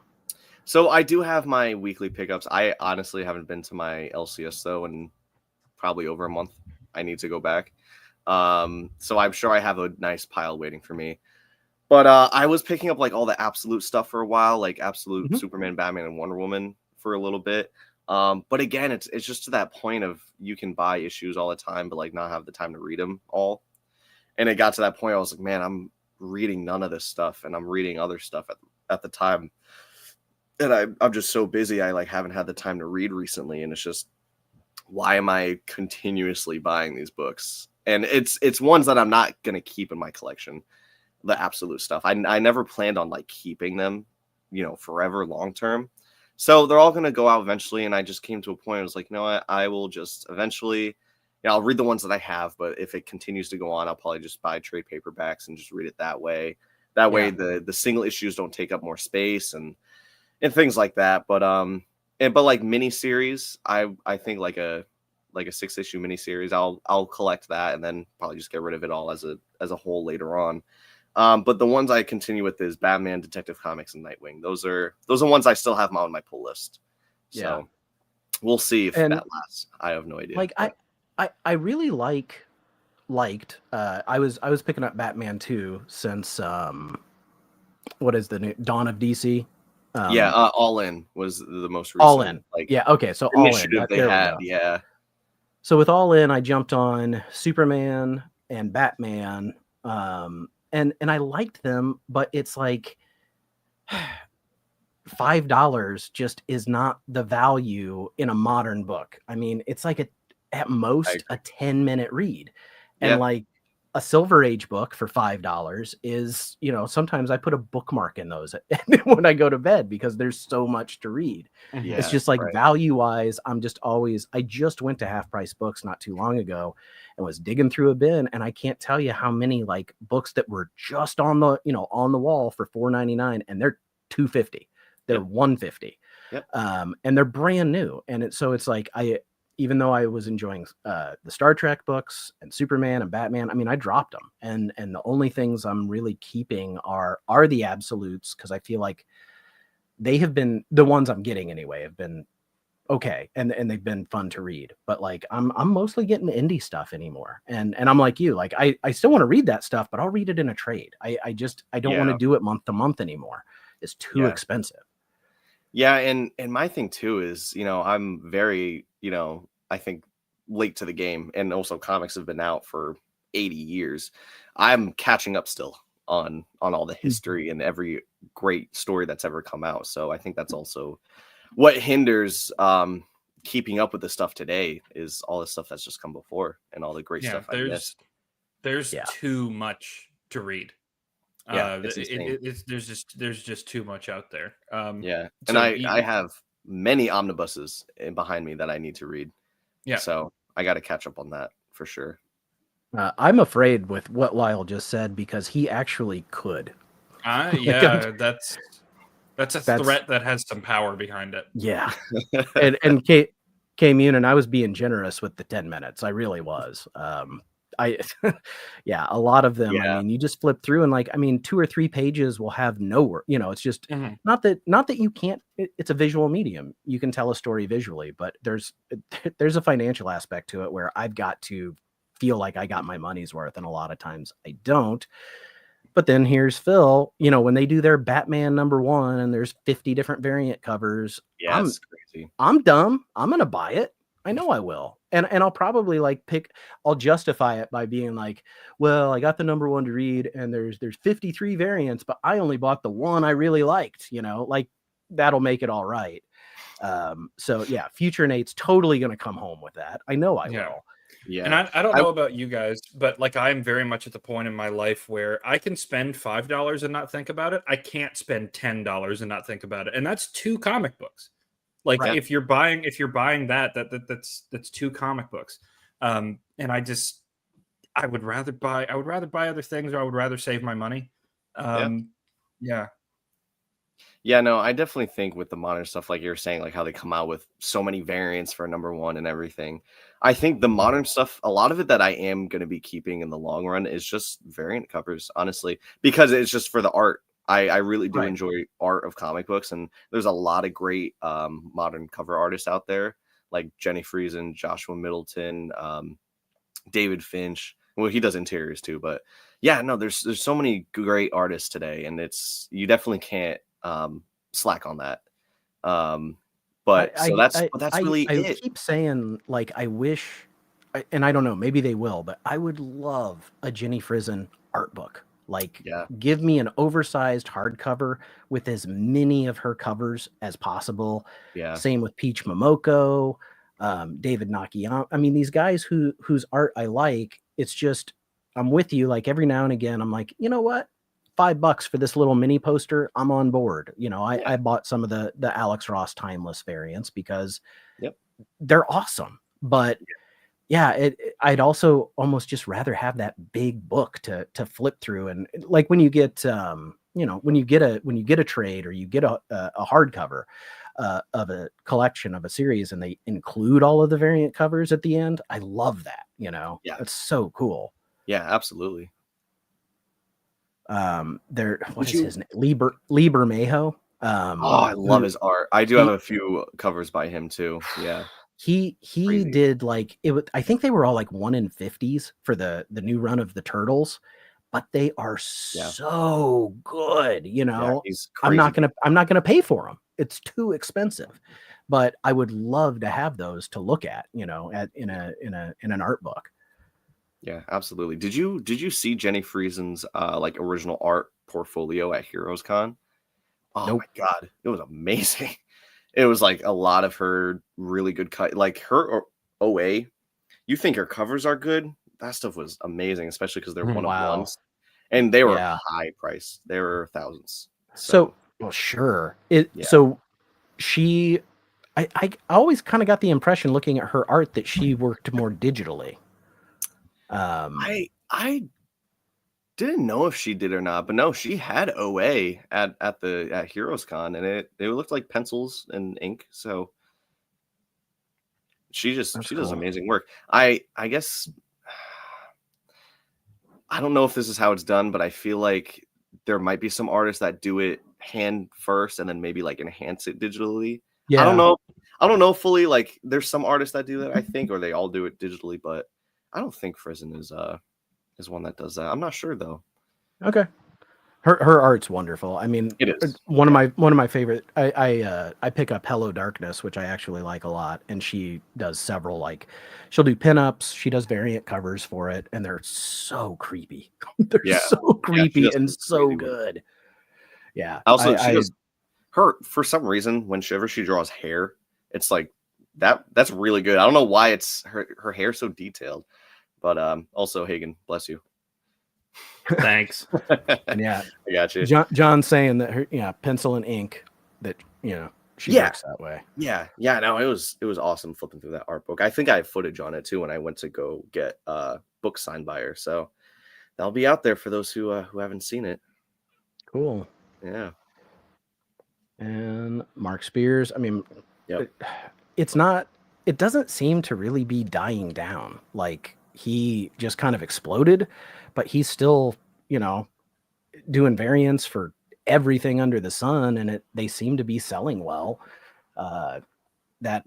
His monsters book is like, every issue gets so many different printings. And I don't know if that's like just fans of his making sure they get every cover or what, but I mean, more power to him, man. Because I know, like, he's been working for a long time. His popularity just kind of exploded recently, but he's not like a new artist. He's done his work. He's pounded the pavement. So yeah, and sometimes artists that they have that like breakout series or breakout cover that really puts them in the spotlight, and then all their stuff beforehand just goes up. That's crazy. Well, I mean, Jenny Frizen, outstanding artist. But you walk through Artist Alley at Heroes Con, there's a lot of people who have amazing art, and they're not Jenny Frizen. They're not getting cover work or whatever. Yeah. Just like Ryan Santos, amazing art, not really well known, just a local artist, and he does some amazing work. And that's what I love about shows, is walking around and finding those artists that you don't even know about. That's kind of what my jam piece is right now. My Batman one, it's all, there's no big names on there really. So, but that's they it's do cool. some amazing work though, and it's affordable.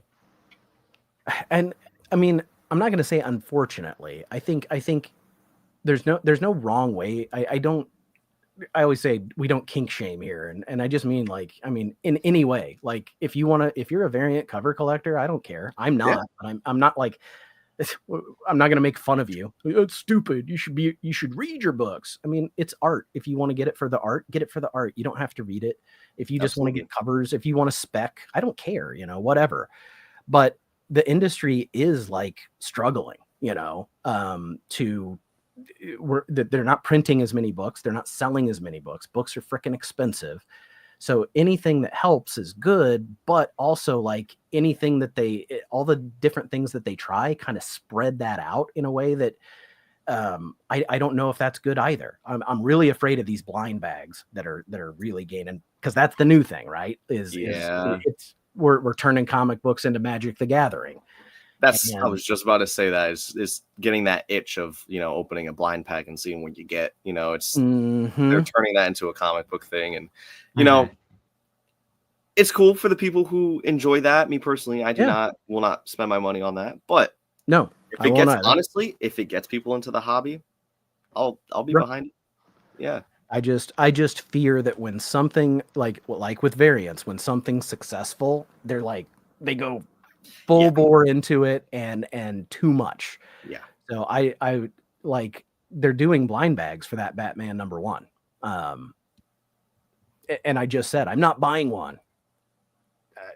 I'm probably not buying one, I guess is what I'll say. Because Yeah. I don't know. I haven't seen what's in there. Yeah, I mean, I don't know. I don't think oh yeah, absolutely. There's a Yeah, lot when of he great goes to, local artists everywhere. and that's something like when we were at Heroes, something that E-Man did as well. Like he went around and talked to a lot of artists, and I wish I would have. I was overwhelmed. I was in no state to like to, to do anything with any kind of like precision. So it's fine, but I would like to do more of that, like to talk to people who are doing the work and trying as hard as they can and putting stuff out there because it's cool. And we have, I mean, we have interviewed some artists and things on our channels, but yeah, anything to get more people interested. And I love the indie stuff so much. And those guys are awesome. Yeah.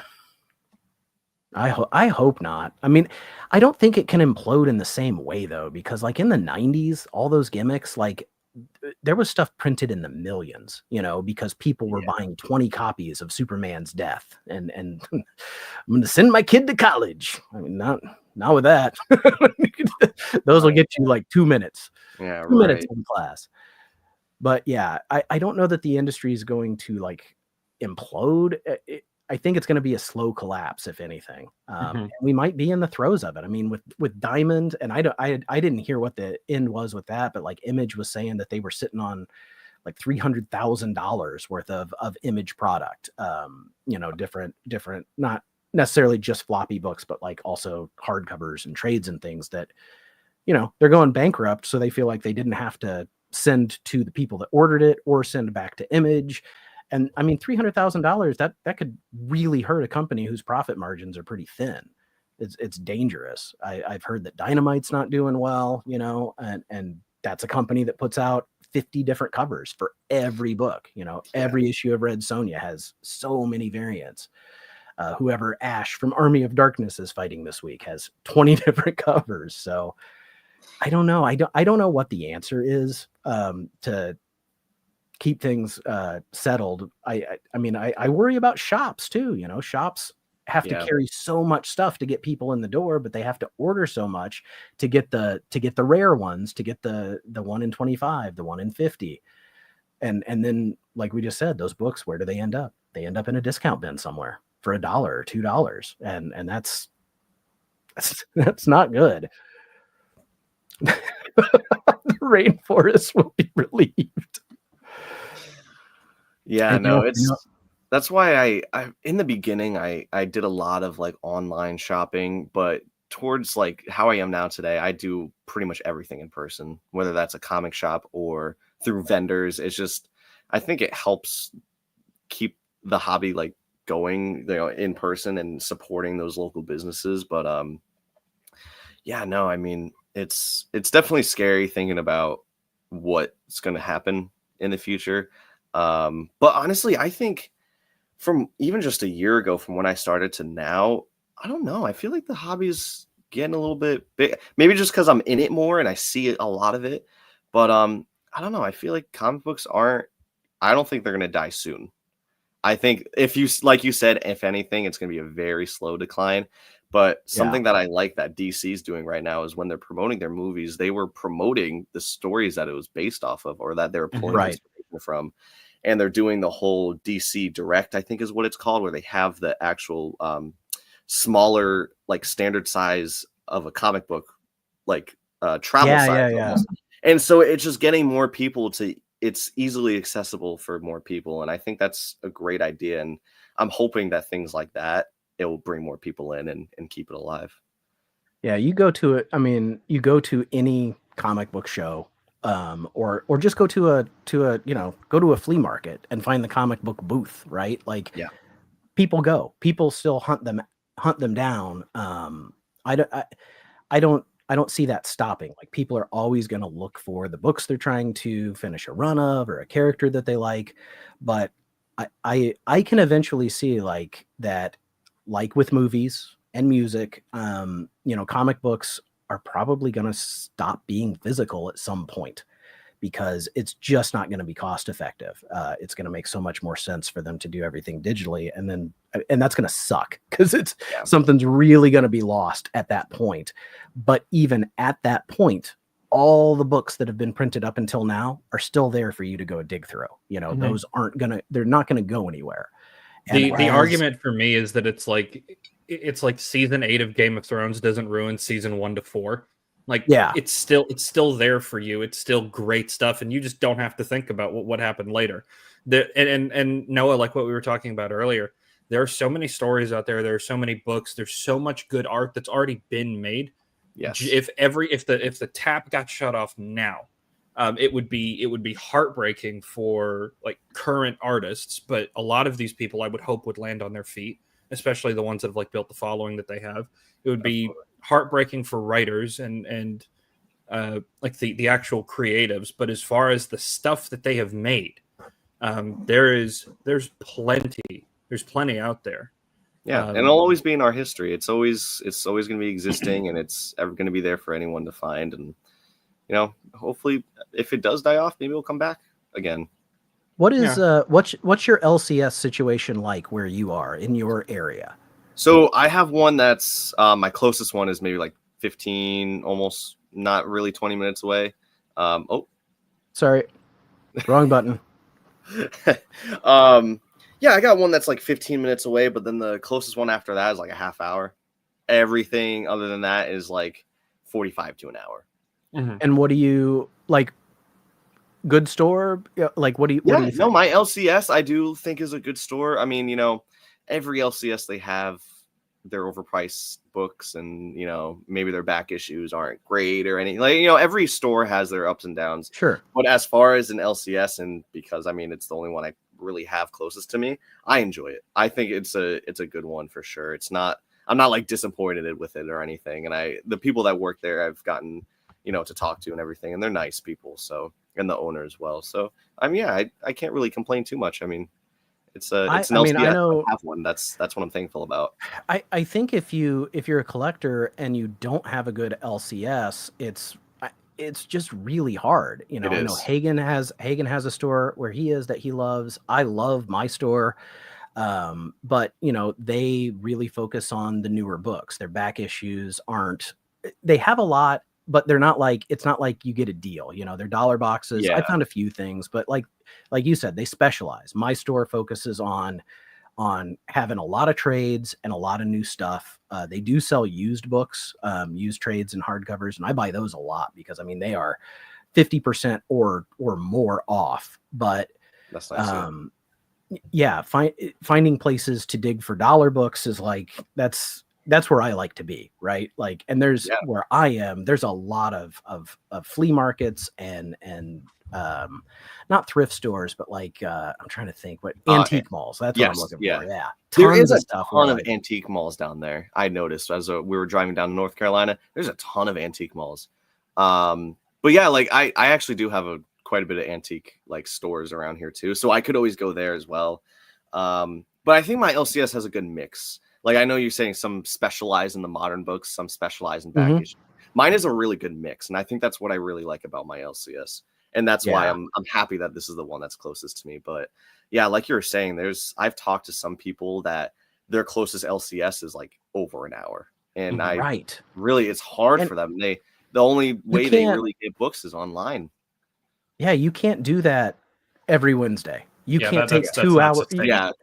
No, you can't, a 2-hour round trip plus whatever time you want to spend there, right? Because that's kind of part of it too, is like, I like to go in and talk to whoever's there. Yeah.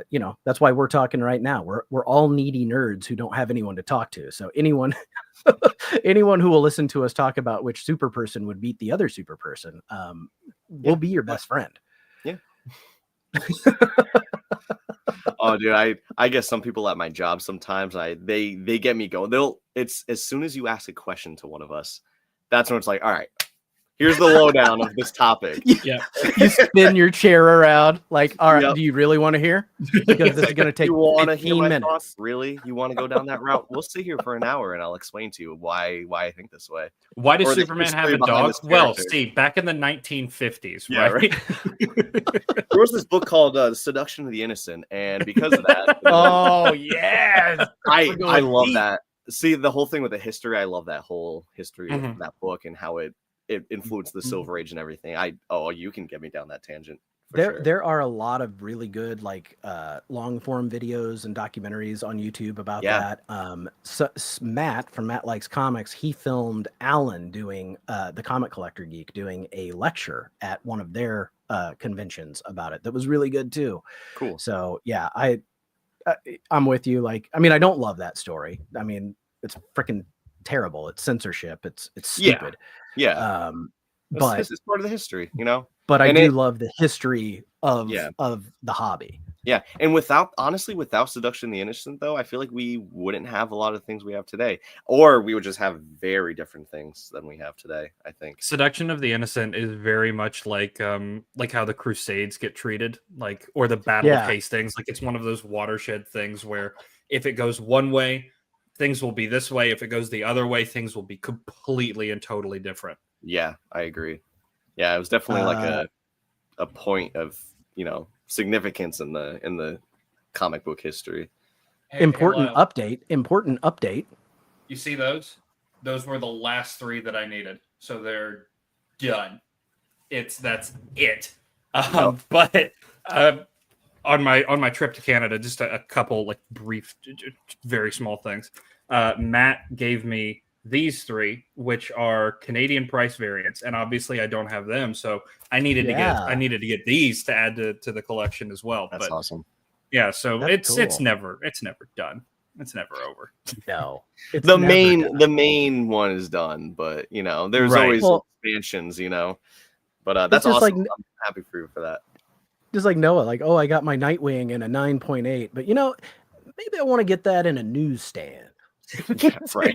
Like, you could always find something. Yes. Or, you know, Stan from Stan's X Factor comics, how he's trying to get all those X Factor books he loves in a in the Mark Jewelers now. And like, God help you if you start eBay searching 9.9. Like, you're lost. You're hopeless.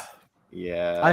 I hope we can get a Cyrus to a 9.9, because that would make it go for a ridiculous amount of money that I would like give to whatever charity and laugh and laugh and laugh. I would love it to death if one of you got a 9.9. The fact that it's a $30 book is already insanity. That is crazy. It shouldn't be that expensive. No, that is $5 at most. I really want to know I want to know the history of that book. Like, why? Who thought it was a good idea? Cyrus wanted to go battle knights and, you know, go to haunted houses. And he got to live his dream in a graphic novel. So Hagen, I mean, yeah, we're featuring Noah, but I just got to know, what was Alan's room like? At one point, not that comic collecting is about money, but just to let you know that the scale that we are at versus people like Alan. At one point, I think I held in my hands $200,000 or $300,000 worth of comic books, just like casually. And then I handed them back to Alan, and he just set them on the ground and started handing me other stuff to look at. And I was like, we just live different lives. But he kept telling me, like, do you want to see something cool? Like, I want to show you something cool. And I'm like, mother, and I'm in his room that he shoots all of his videos in. I'm like, motherfucker, what do you think you're showing me right now? I was like, I want to see things that you like. He was like, I don't have like a ton of Cap stuff. Meanwhile, he's got like, you know, Steranko covers and 9s or whatever. But I was just like, I want to show things that you like. And so he showed me like a ton of Disney books that he really, really likes. Nate, you would really have gotten a kick out of a lot of them. Sure. Yeah. What was the story? If Only a Poor Man? Who was the writer of that? Carl Barks. I think he has a ton of Carl Barks. I believe he showed me Carl Barks's first published story, which was cool. Cool. But yeah, like I really enjoyed being able to see him like very much in his element, just showing me stuff that he enjoyed having. Wild. Yeah. His collection, Steven's collection, Lyle's collection. I mean, these guys, but they've been doing it longer, and they focus on different things. I mean, we're looking for brute force. They're looking for golden age gold. Yeah. And that's what I love, even though we're on completely different spectrums, we find that common ground of the things that we really love about just comic books. So Lyle, let's maybe end it here. Let's talk collecting goals. We're halfway-ish through this year. Hagen, you finished Captain America, so what are you going to do next? The rest of all of the other books that were printed featuring him. I don't think I'll be happy until I have collected every printed image of that character, which means I'll never be happy, but that's fine. But like realistically, the things that I'm going after now why they make pills. Yeah, that's why I have a good insurance plan. The reason take your medicine, kids. You have to take your medicine. Realistically, the things that I'm going after now are I want to finish the Silver Age Spectre run. I'd love to get the Spectre's first Silver Age appearance, the Brave and Bold one. I think that's showcase, right? Showcase. I think that would be really cool. I want to finish the first 10 of Swamp Thing, and Sandman and Watchmen. I want to get like the first arcs of Sandman, and I want to get the entire Watchmen series. Not a lot of Marvel in that list. Yeah, I love that though. Coming over to the dark side.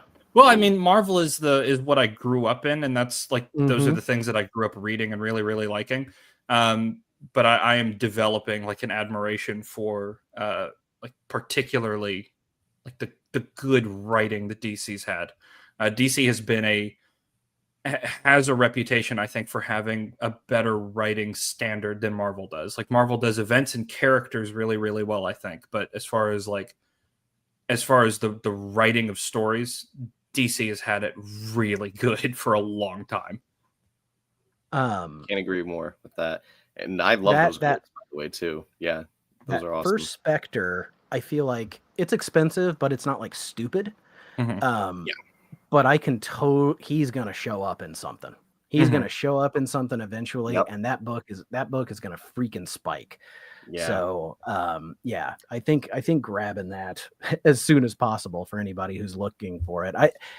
There's a shop in my town that I saw it. I can't remember what he had on it. It wasn't outrageous, 200, 250, something like that, which was fair for the condition. But oh my gosh, it's Kate.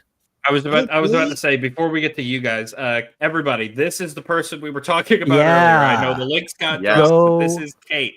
Go subscribe if we can drop Kate. her link again. I know, Kate. I just found out you made a channel. What the heck? Go subscribe. I immediately went to go subscribe. Channel. And my friend here, Himbo, he's right. I do like that John Ostrander run. I'm putting that one together.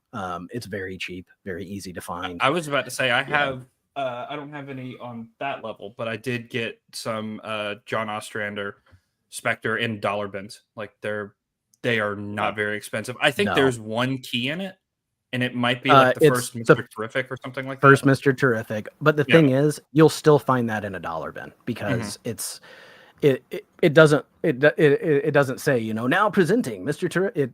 It's nothing like that. Yeah, like right. It's just a book in the run. So if they don't know what it is, like it's just a dollar book, which it kind of should be. It's a because it's a 90s book.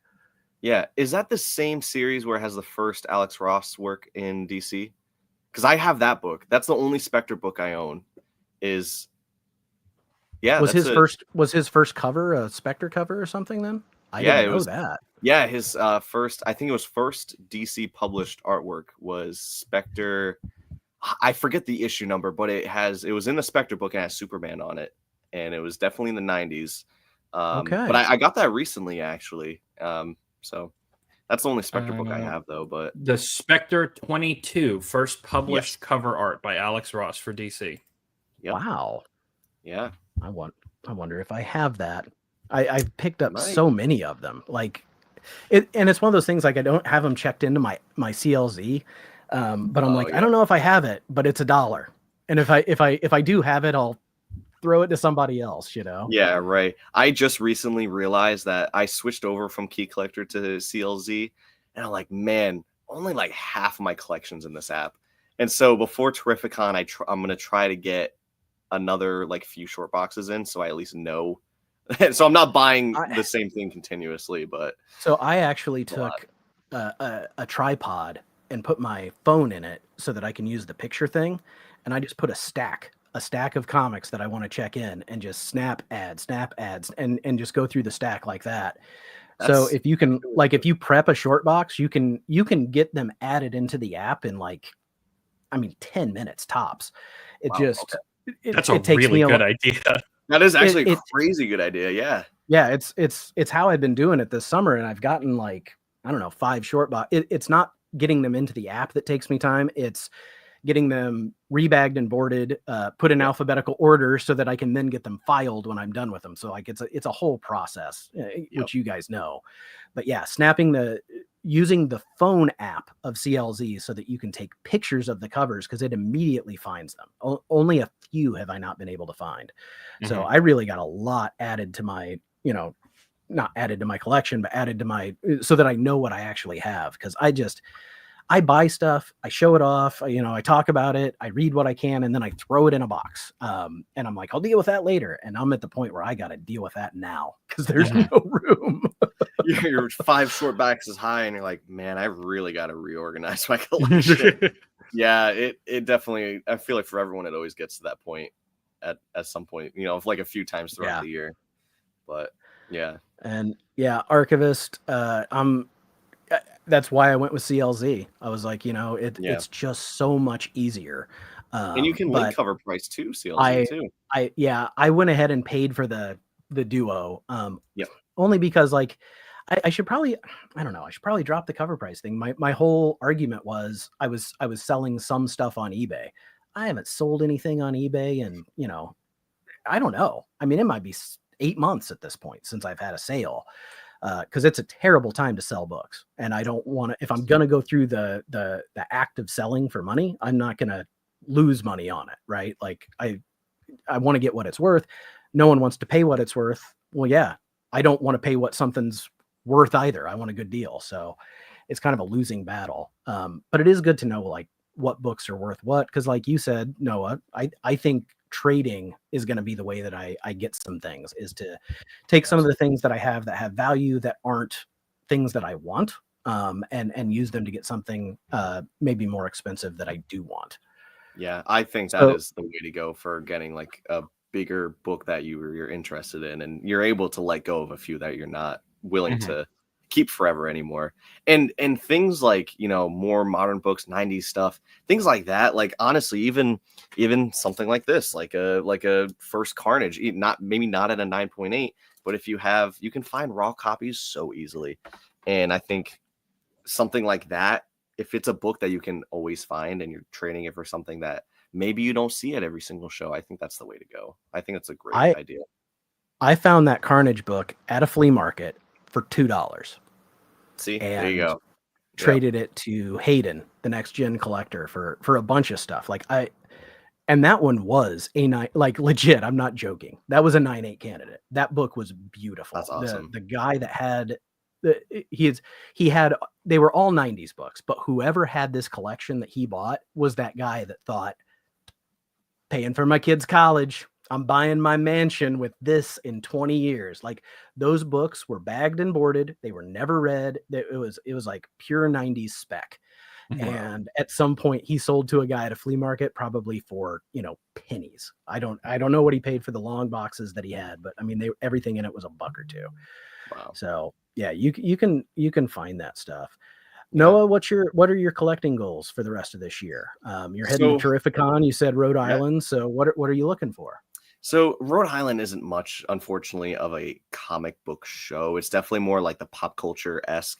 There are comic book vendors there, but I am really going for like the entire Flash cast from the CW show is going to be there. So that's the main reason why I'm going to that. But for the rest of the year, I do want to finish. I'm about, I think, 37 issues away from completing Batman Volume 1 from issues 400 till 713, the end of the run. I'm like 37 issues away. So I think Terrificon, I'm going to try to get that chunk down, maybe at least into the 20s. So hoping to finish that off this year and just keep collecting some Bronze Age and Silver Age goodness, honestly. I mean, the Batman is really like the only like main goal I have. Some of the runs that I was collecting before, I think I'm gonna stop because I'm collecting so many different things right now. But we were talking about the Spectre before, and it made me think of the Phantom Stranger Bronze Age series that they had, which is some amazing art and everything like that. I think at some point, if I find stuff like that, like Bronze Age DC horror is something I've been wanting to get into. So I think I'm going to be going down that rabbit hole. The 20-cent era.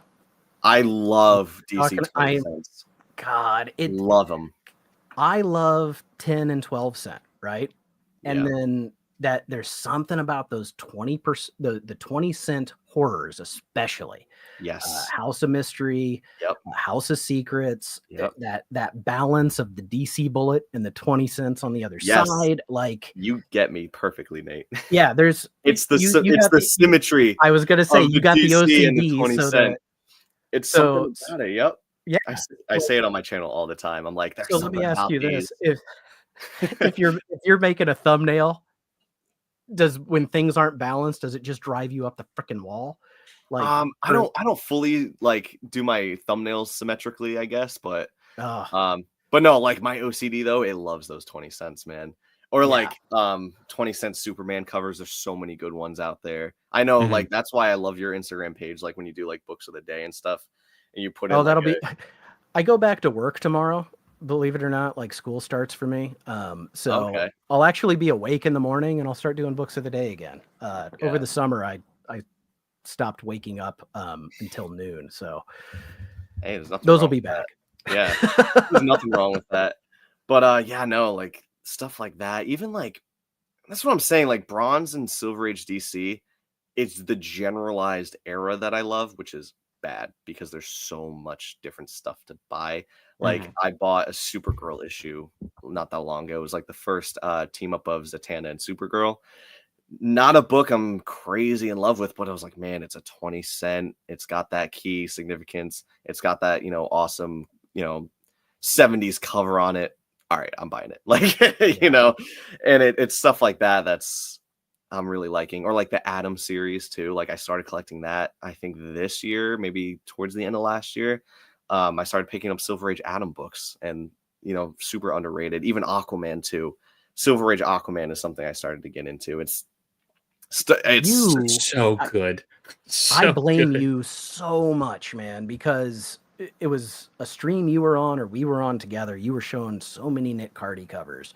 And I was just like, I mean, so that and Sea Devils are just like Sea Devils DC, underrated series. So underrated, but it's just like they're not expensive, right? Like, I mean, right now it's like DC is extremely affordable. It is. Hello. What's up, Ben? Yeah, DC is crazy affordable right now, especially those really underrated series that nobody collects. Yeah, just wait for that though, because James Gunn is going to be using stuff from those weird series. Oh, I know. I'm not saying he's going to, but like, is Challengers of the Unknown or Sea Devils going to end up being their Guardians of the Galaxy? Like, he's going to bring some team out, and it's all of a sudden going to shoot one of these books that where they were $5 and they're going to start being expensive, which is it's cool if people are into it. Like if people want to get into that history and read those characters, I'm for it. I've been living, and so have you, Noah. I've been living so good. You go on Whatnot, it's a 12-cent Marvel. It is a bloodbath. It's a 12-cent DC, $4, you know? Like, Right. Yeah. Or you can find those really high grade. This is why I think I'm into like the high grade older DC Silver Age and Bronze Age, because you can find high grade books for a lot cheaper than you can Marvel. Mm-hmm. So it's 100%. It's Oh, really yeah. nice right now. It's so nice. It's also about longevity, though. Like Marvel books didn't survive as well because they weren't. Yes. You know. See if Yeah, the paper quality. I think Marvel's paper quality, I think, was worse back then.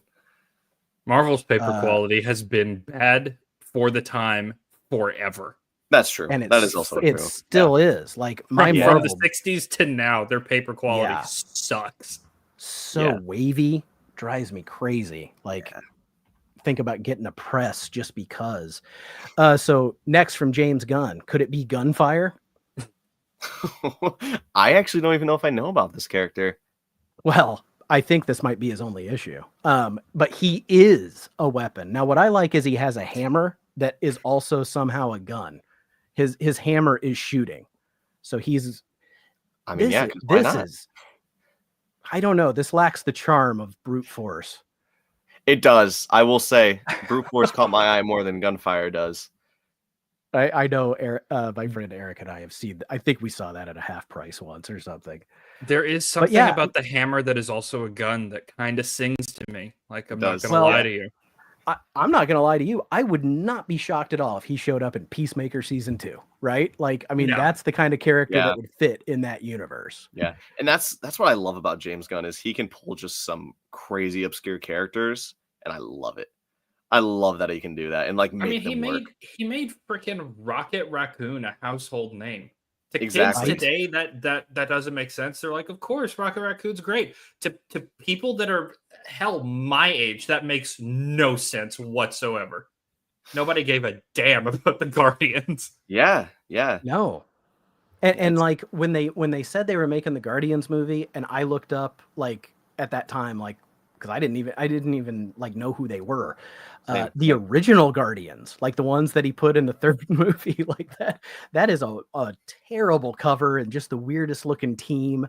But yeah, it's taking the fun part of these characters and making them sing on screen. Like I'm just really looking forward to whatever's coming next from him. I'm really hopeful with Marvel movies, to be perfectly honest. Like I think FF is trying to do something. And I don't know, their whole doomsday thing, whatever, we'll see. But I just kind of. Sorry, I cut you off. No, go ahead. I was just going to say, did you guys hear about Marvel rebooting after Secret Wars? Yeah. I think, I mean, I'll be honest, they probably should. I mean, what year did Iron Man come out? 2008. That's a long time for a universe to exist. If it was a comic book, I'm gonna complain about reboots. But with movies, I mean, Robert Downey Jr. is getting up there. You know, he can't Iron Man. Saying is like these actors, as much as we love them, they can't play these characters forever. But if we want these characters to continue to exist in our movie universes, they got to recast at some point, or they got to reboot. It's just bound to happen. Terry from England letting us know that there were 13 issues of Gunfire and a number 0. That is a lot longer than I thought. I wonder if it's a 0 hour wild. Like issue 0 that they did for all their series. That'd be funny. I would love that. Yeah, I mean that's my favorite thing about James Gunn is the range of emotion, like from absolute silly ridiculousness to oh my god, I'm sobbing over these animals or whatever. I'm crying over a weasel. I'm just about crying to say that. Bitter tears over a weasel. Yep, from in a cartoon. Commandos. Yeah, I'm a grown man. Yeah. No, it's crazy how he can do it. It's just his storytelling, man. I think he's just a really good storyteller, and I think that's what's gonna be the uplifting factor of DC, and I think that's why they're gonna. I don't want to say they're gonna overtake Marvel because I think there's all these Marvel fans, and it's gonna be hard to because they've been around for so long. But at the rate that Marvel's going, and they've kind of been in the last few years, I think DC is definitely gonna come to par with them at least. It doesn't bother me at all, because the way that I think I walked out of the theater to see Endgame, and I turned to one of my friends and I said, that is everything that I've wanted from like the silver screen from superhero movies ever. I understand that there are X-Men fans out there and you didn't get your X-Men. I understand that there are the Fantastic Four out there and you didn't get that. For me, if I just have up to Endgame, I'm okay. I'm perfectly fine. And so everything after that is gravy, and some of it's been not so gravy, and some of it's been good.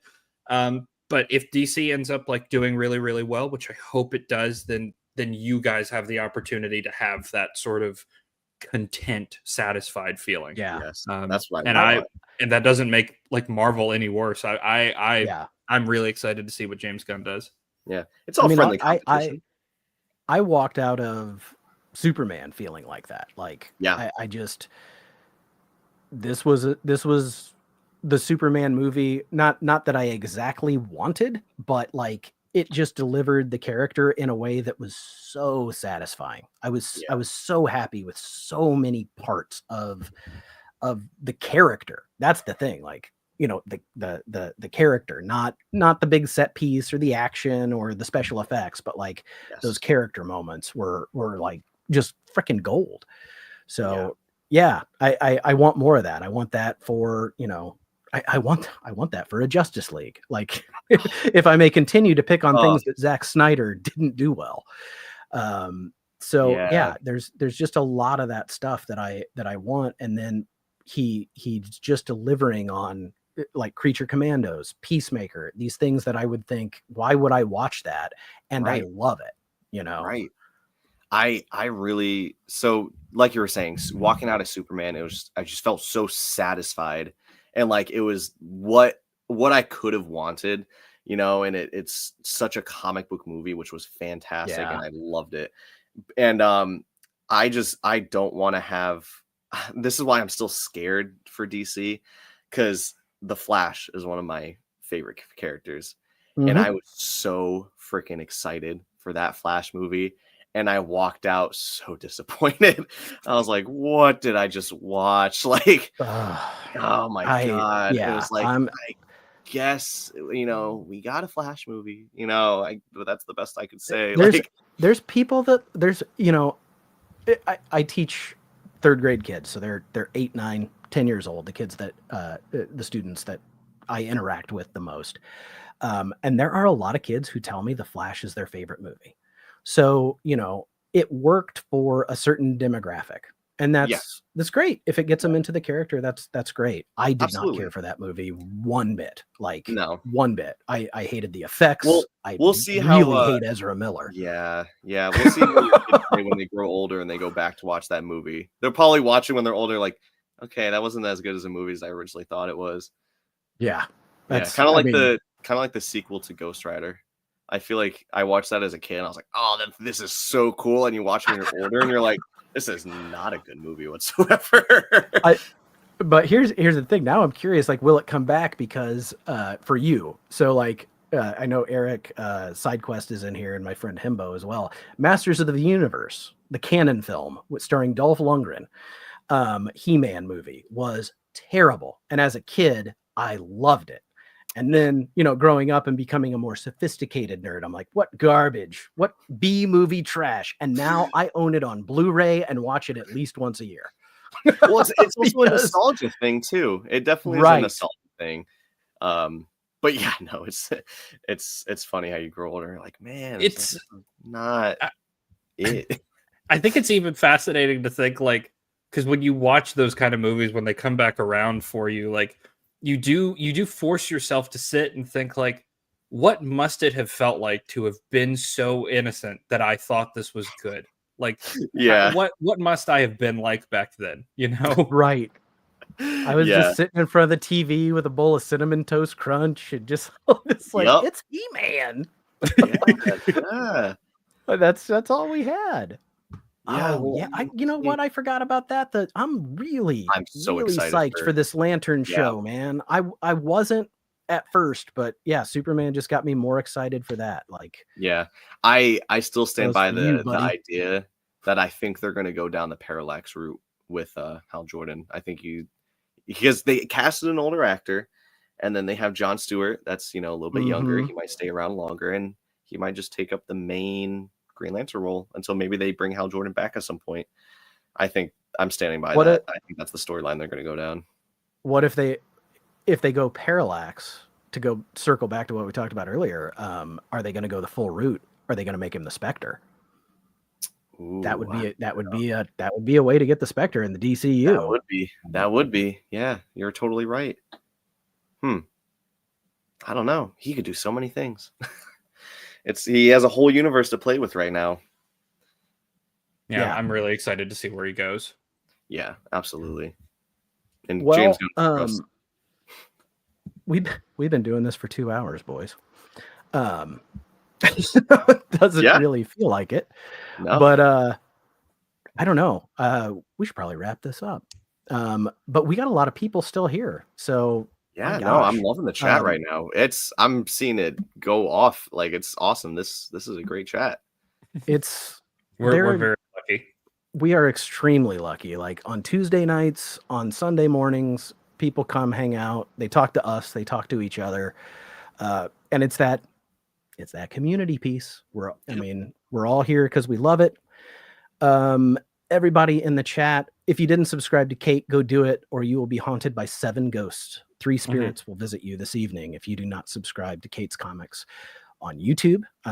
Welcome to YouTube, Kate. Yes, I think she'll do great. She'll do great. She's awesome. And John JSS, thank you for dropping links in the chat to everybody. Make sure you're subbed to Noah and Lettuce. Come hang out with us on Tuesday on the FOMO Squad here on my channel. Next Sunday, we'll be on Hagen's channel with Eric from 9 Panel Grid is going to be our guest. And I'll just go ahead and say it. I don't have any guests lined up for the rest of August. So if you have not been a guest on the Sunday show and you want to come talk to 2 idiots on Sunday morning, shoot me a message on Instagram, and we'll get you on the schedule somewhere that fits. Yeah, Michelle Obama, where you at? Where? Because we want to talk to as many people as we can. People who just like to collect and just have conversations like this. Noah, this was a ton of fun, man. Oh, this was a blast. Thank you so much for having me on the show, guys. Yeah, this was a ton of fun. Yeah, it was great to meet you at Heroes. It's great to hang out with you now. You're going to have to come on a FOMO Squad, get you some White Claws, come on a FOMO Squad some Tuesday. Right. Honestly, I think I have White Claws already. Honestly, I might already have some. Do you want to come Tuesday? Tuesday? Possibly. All right, you let me know. You let me know. Yeah. You let me know. Okay. I mean, we'll fit you into our very complex plan. Yes, I understand how it is. I do. Yeah, we have a lot of things that we have to do and cover, but we can find room for you. I appreciate that. you got the flow chart, right, Hagen? Oh yeah. You mean the sticky note with coffee stains and also whiskey stains on them? Yeah, I think I sent an upside down picture through our Teams channel. Which one? Because one of them we can't show on the air.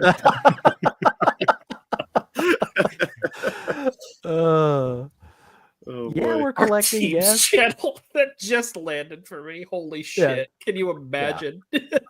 No, I don't even use it at my work. I just hear my wife complain about it all the time. Her phone's always going off. She's like, I'm like, I just ignore my work email. They don't make us do that stuff yet. Everybody in the chat, thank you so much. 30, almost 40 people at one point, over 20 people still here right now. So thank you. You guys really appreciate you guys being here and participating. We will see you all soon. All right. Have a great day, everybody. Great rest of your weekend.